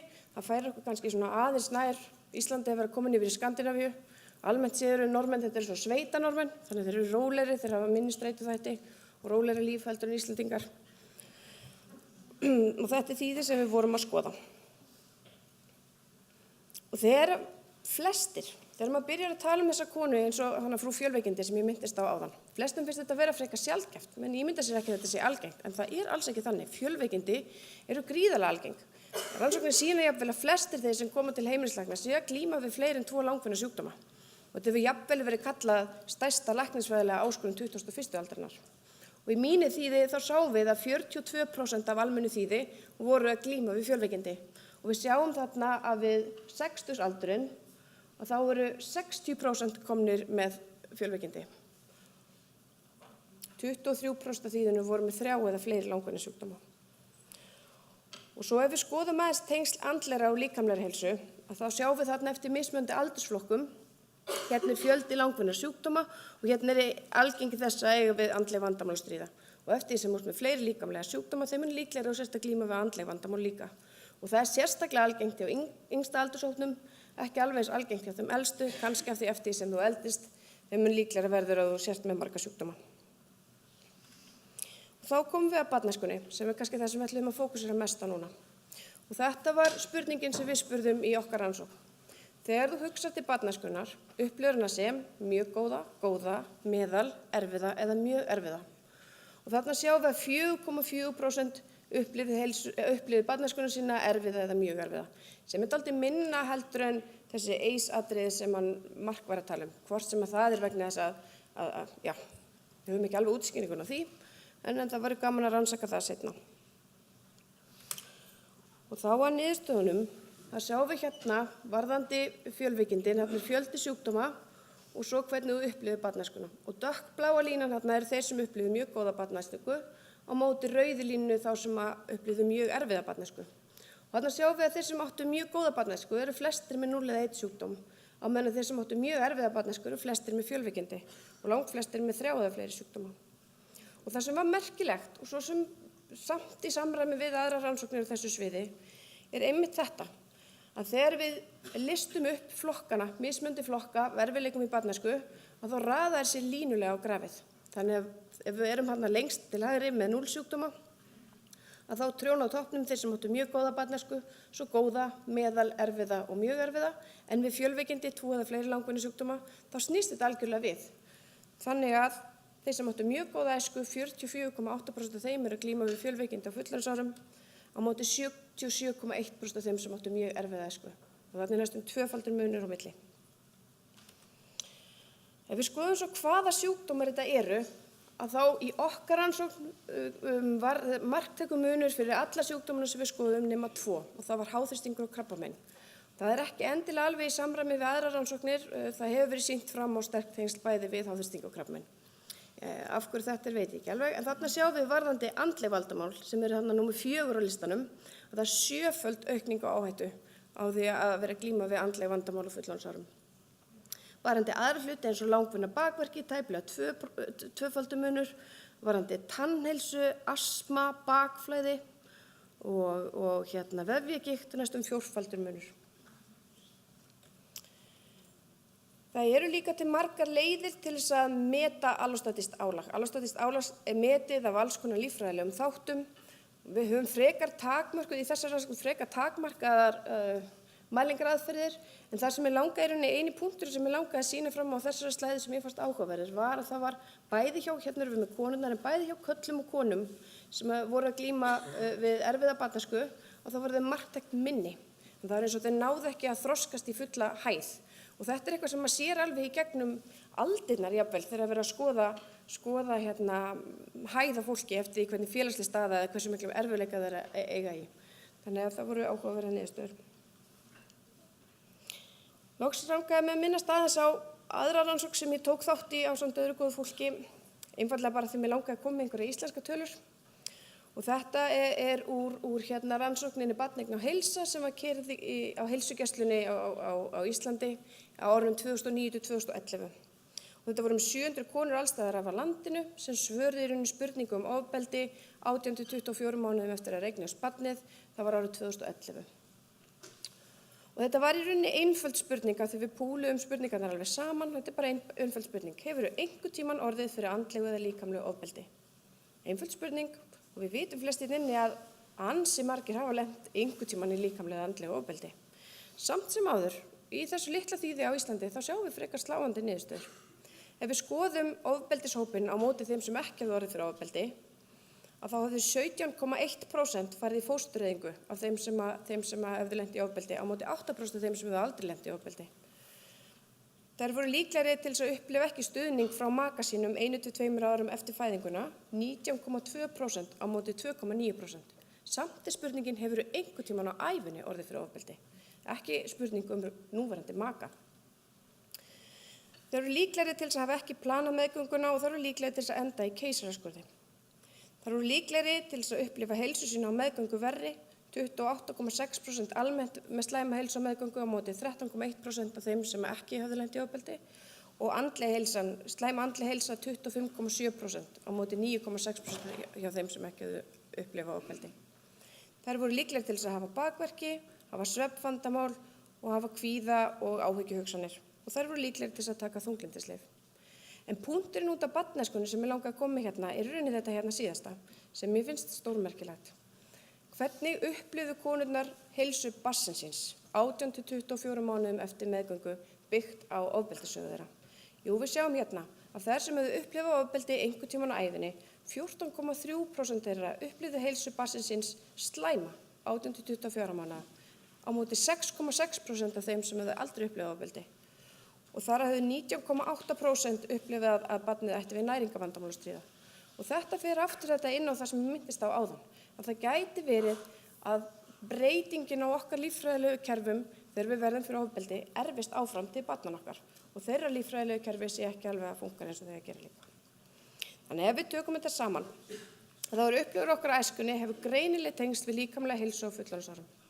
Í rannsóknum á allostatísku álagi eða eitraðri streitu kemur skýrt í ljós hvernig áhrifin eru mest snemma í barnæsku. Út frá niðurstöðunum má leiða því líkum að erfiðar aðstæður bæði í barnæsku og á fullorðinsárum skrifist í líkamann með því að valda vanstillingu líffræðilegra stjórnkerfa sem svo leiða til flókinna sjúkdómsmynstra. Sýnt hefur verið fram á, og þetta er aftur vísun í Felitti eins og Mark var að tala um áðan, að með því að ræða áföll og áhrif þeirra á heilsu mátti draga úr heimsóknum til lækna. En hins vegar þetta fyrst og fremst lýðheilsuvandamál sem þarf að tækla á miklu stærri grundvelli. Þannig að það sem er mikilvægast varðandi þessa vitneskju er að beita sér fyrir eftirtöldum atriðum að mínu mati, að draga úr ójöfnuði gagnvart heilsu, að draga úr áföllum í æsku eins og hægt er og að auka seiglu bæði barna og fullorðinna. Þetta var allt sem ég langaði að segja í dag.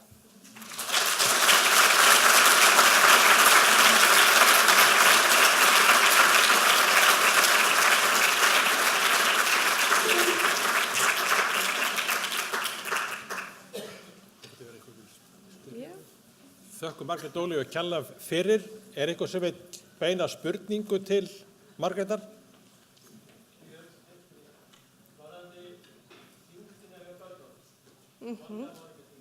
Já.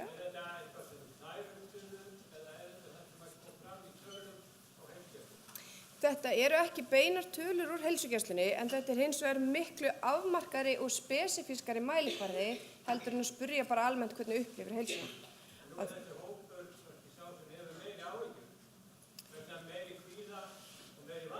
Akkurat.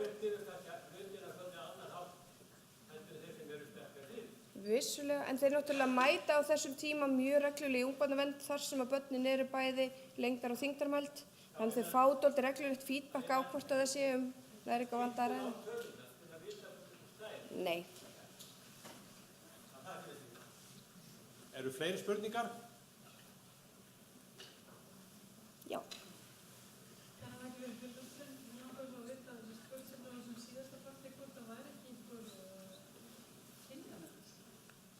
Varðandi fjölveikindin og áhrifin á...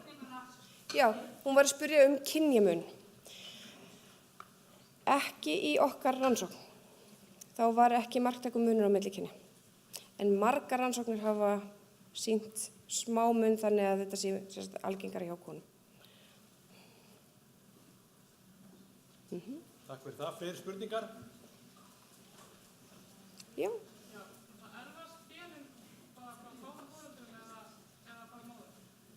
Genin erfast frá báðum foreldrum.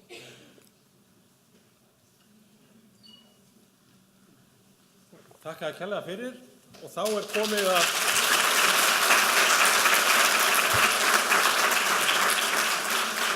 þökkum Margrét Ólíu kærlega fyrir og þá er komið að næst síðasta erindinu sem er Sara Elísa Þórðardóttir, varaþingmaður sem nefnir erindi sitt Fjallabaks leið til nýs lífs. Gjörðu svo vel.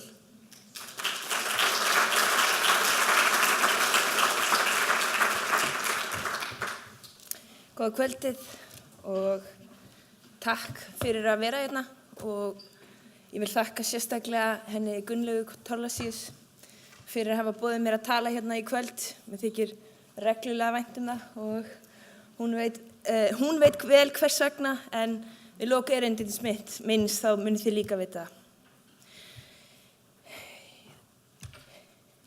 Það er mjög undarlegt fyrir mig núna á þessi stigi lífs míns að vera búin að vinna og starfa inn á þingi töluvert síðustu 2 ár og upplifa mig núna þetta svo kaldan kall að geta farið í óundirbúnar fyrirspurnir við ráðherra. Reyndar eru það ráðherrarnir sem eru óundirbúnir, ekki við. Það er okkar, við fáum að reyna að hanga framkvæmdarvaldið rosa gaman. En það er rosalega skrítið að vera búin að vinna á slíkum vinnustaða sem út í beinni útsendingu allan tíman og það eru fjölmiðlaviðtöl og allt slíkt. Og ég taldi mig vera búin að ná tökum á öllum mögulegum tegundum sviðskrekka. En svo var ég beðin að tala hér í kvöld og svo er ekki raunin.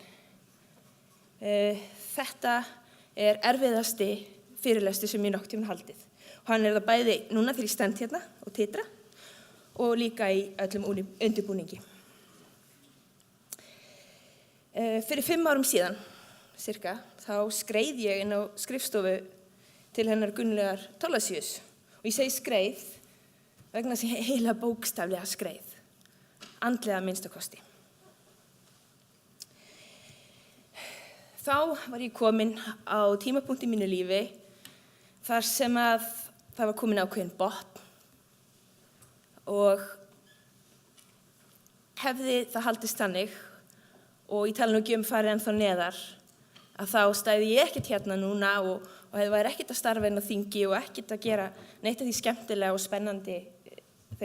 spennandi hlutum sem ég er að gera í dag. En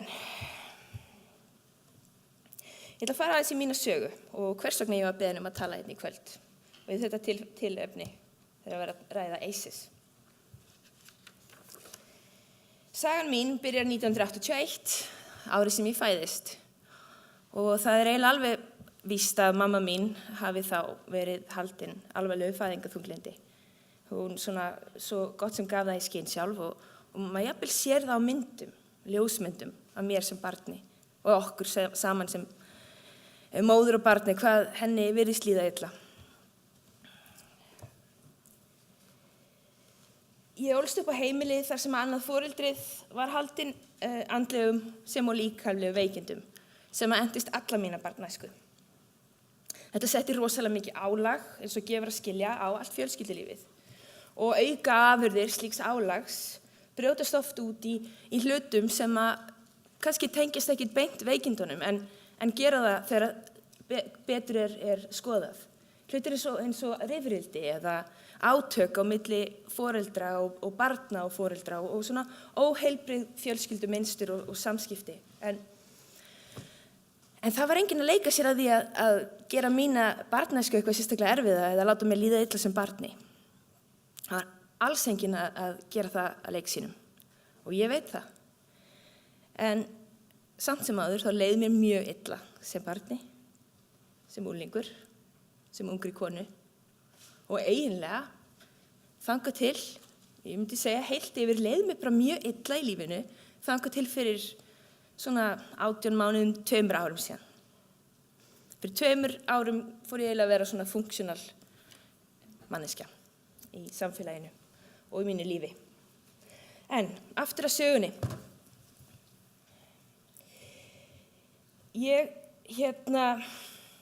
Það var ekki bara heimilislífið sem var erfitt á þessum tíma. Ég lenti í alvarlegu einelti þegar ég var 10 ára.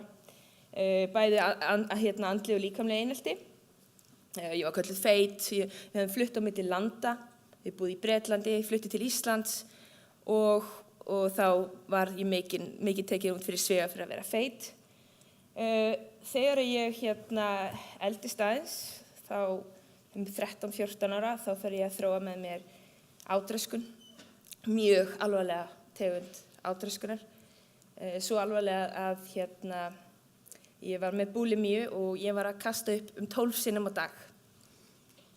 Og á tímum var það þannig að ég ég fór í svona flog.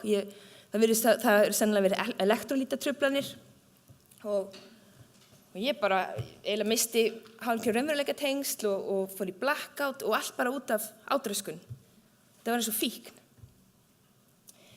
15-16 ára byrjar þung drykkja hjá mér. Ég flosna upp úr skóla. 17 ára flyt ég ein út til Bretlands. Náttúrulega ekki búin að klára stúdentspróf en ég ætlaði sko bara að gera það úti, ein. 18 ára verði ég auðvitað ófrísk. 19 ára móðir. Mér tekst fyrir eitthvað kraftaverk að ljúka stúdentsprófi þannig út í Bretlandi, ein með fallega drengi minn og barnsföður hans, þó að við hættum saman fljótlega eftir að drengurinn fæddist. En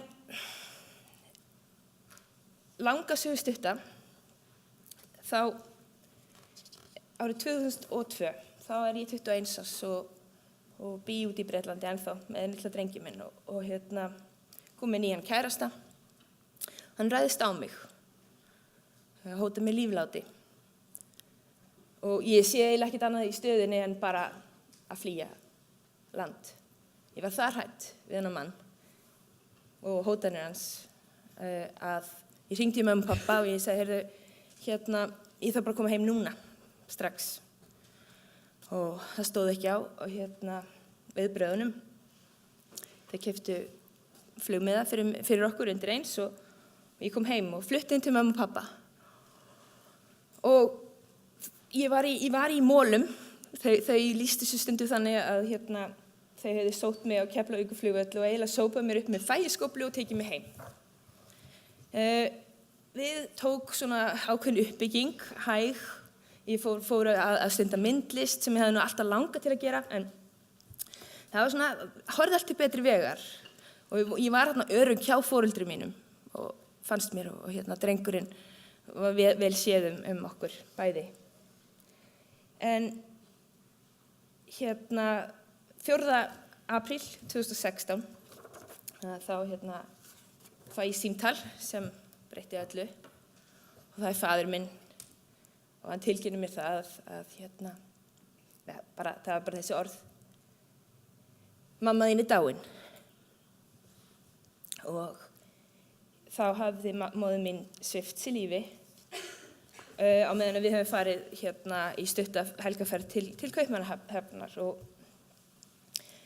þannig að þið getið kannski ímyndað ykkur að þarna voru rúmir 2 áratugir liðnir þar sem ekki hefði kannski verið, mín vandamál hefði ekki verið tækluð og svo kemur þetta gríðarlega stóra áfall.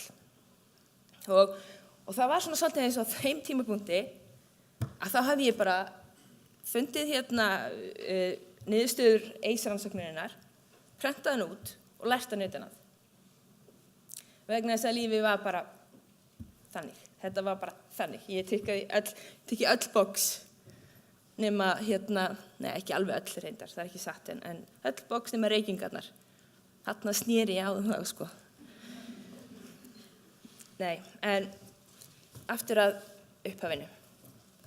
Fyrir 5 árum síðan gekk ég skreið inn á skrifstofu Gunnlaugar Thorlacius og hún var með einhverja nálgun sem að hún býr yfir einhverjum algjörum bara kraftaverkakröftum, hún Gunnlaugar, hún var með einhverja nálgun sem að ég get ímyndað mér að sé mér tengt eis og því sem við erum búin að tala hérna í kvöld. En hún bara byggði mig upp á 5 árum upp í það sem ég er í dag. Og í dag líður mér vel og ég er bara heilbrigð, ég er 4 barna móðir. Ég er miklu betri móðir núna heldur en ég var fyrir 5 árum eða 3 árum. Ég er miklu betri eiginkona, ég er miklu betri vinkona, ég er miklu betri öllu. Ég er accountable, ég veit ekki hvað íslenska orðið er við það. En undir eishölunni fann Gunnlaug mig og ég og mín fjölskylda og náttúrulega fullt af öðru góðu fólki í kringum mig. En þess vegna lagði ég það á mig og var auðvitað mjög mikill heiður að fá að tala hérna í kvöld, en þess vegna vildi ég tala hérna í kvöld og það er ástæðan. Ástæðan er sú að það alveg hægt að ná bata, það algjörlega hægt. Þó að veri miklu gáfulegra af okkur sem samfélag, pínlítið samfélag, með allt til alls og meira þess með pólitískan vilja núna fyrir því að gera það sem að Mike var að tala hérna og það sem að Gunnlaug var að tala að það miklu gáfulegra af okkur að í staðinn fyrir að vera alltaf að tækla eins og Mike sagði, sko, birtingamyndirnar, það fangelsin eða vandamálin, þau eru rosalega dýr fyrir utan hvað það kostar bara í lífsgæðum fyrir venjulegt fólk. En núna getum við bara byrjað, tekið þessa samfélagslega ákvörðun, unnið hana saman, innan þings sem utan inn í skólum, menntakerfinu, fjölskyldum, bara you name it. Og það vel hægt og þess vegna vildi ég tala hérna í kvöld og ég þakka ykkur fyrir að hlusta og bara þakka fyrir að hafa svo mikinn áhuga á málefninu og mér finnst það æðislegt. Takk.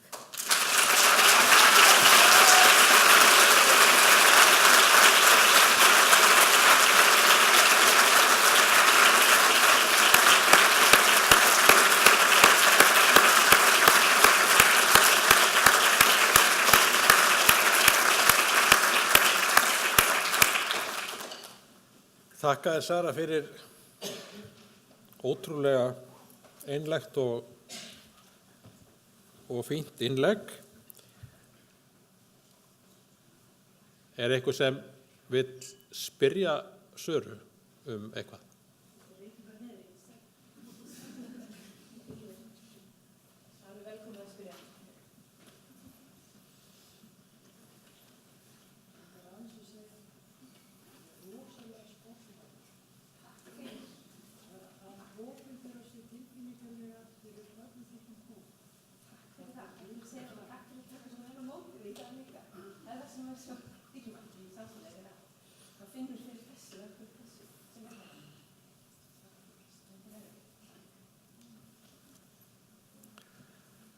Kæra þakkir.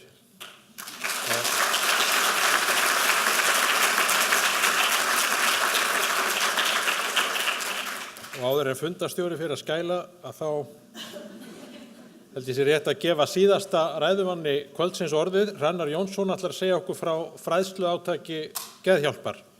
Gjörðu svo vel.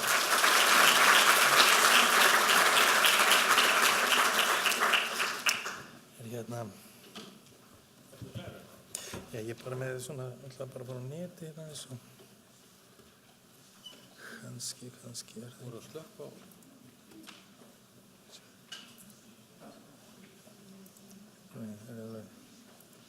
Já, ok, hérna við.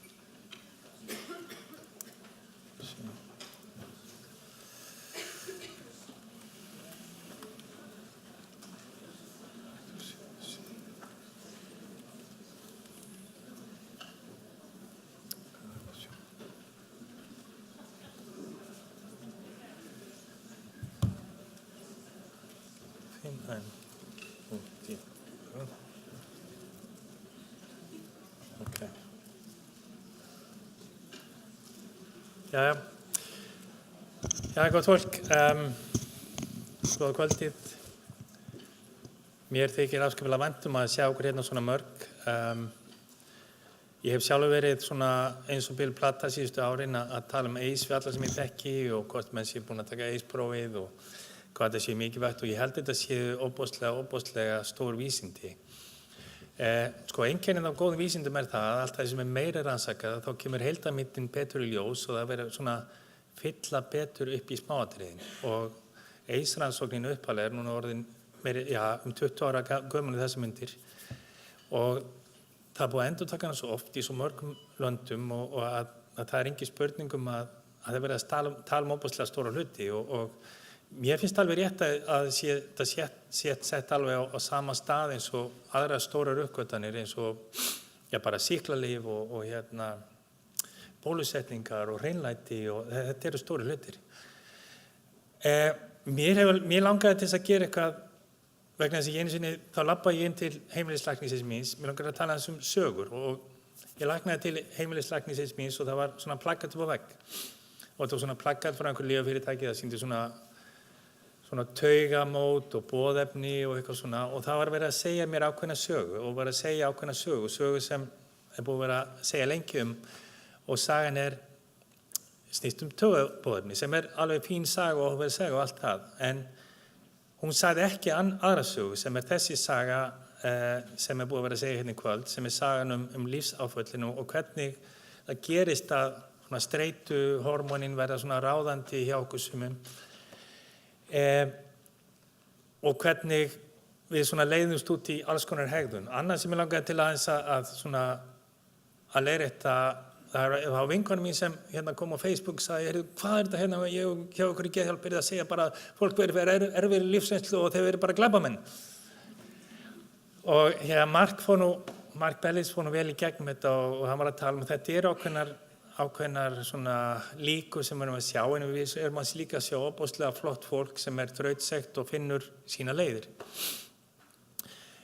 Ég tek þetta líka svolítið persónlega, því að þegar ég rakst á prófið þá sá ég að ég var þarna einn af þessu sem 4, ég segi milli 4 og 5. Má ég sjá, hverjir hérna inni hafa tekið svona prófið hérna? Má ég sjá hendur? Það ekkert voðalega margir, en ég myndi segja, hvet ykkur til að taka það til á íslensku og við eitt af því sem við ætlum að gera í okkar herferð það að þetta verður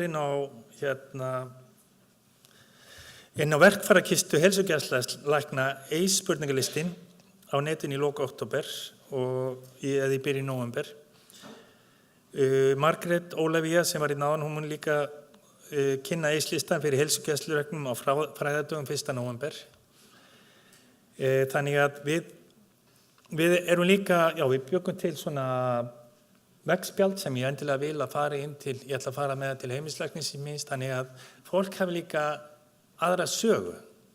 Það að segja að það geti sagt aðra sögu vegna þess að sagan sem og ég hef starfað mikið með svona hreyfingu notenda, svona batahreyfingum í geðheilbrigðiskerfinu og Íslandi og mörgum löndum, og það sem við erum að kvarta yfir alltaf verið að segja, spyrja, hvað að þér, ekki hvað kom fyrir þig. Og þarna eins og hún Margrét Ólafía sagði áðan, þarna komin tími til að tala eitthvað annað. En þetta þýðir við þurfum að breyta svolítið menningun okkar. Það að segja, Mark Bellis talaði líka það, þetta ekki bara mál heilsugæsluna, þetta mál félagskerfisins, mál lögreglunar, mál menntakerfisins og mál okkar allra sem samfélags. Sumt svona stundum finnst mér þjóðfélagi okkur vera voðalega brjálað. Daginn var sagði maður við mig sem þekki til að sú stétt sem að finna fyrir mestur í kulnununa er starfsfólk á leikskólum. Þar eftir eru kennarar og við höfum tölur þetta. Á sama tíma erum við að senda börn sem eru ofboðslega ung og eru svona svampar og tilfinningar inn í þetta umhverfi þar sem fólk að finna fyrir kulnun í meira máli en annar staðar.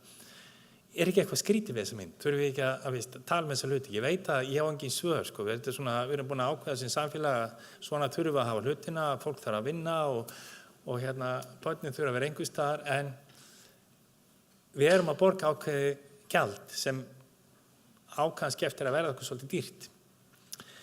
Ég heldur bara svona minnast á þennan og það var líka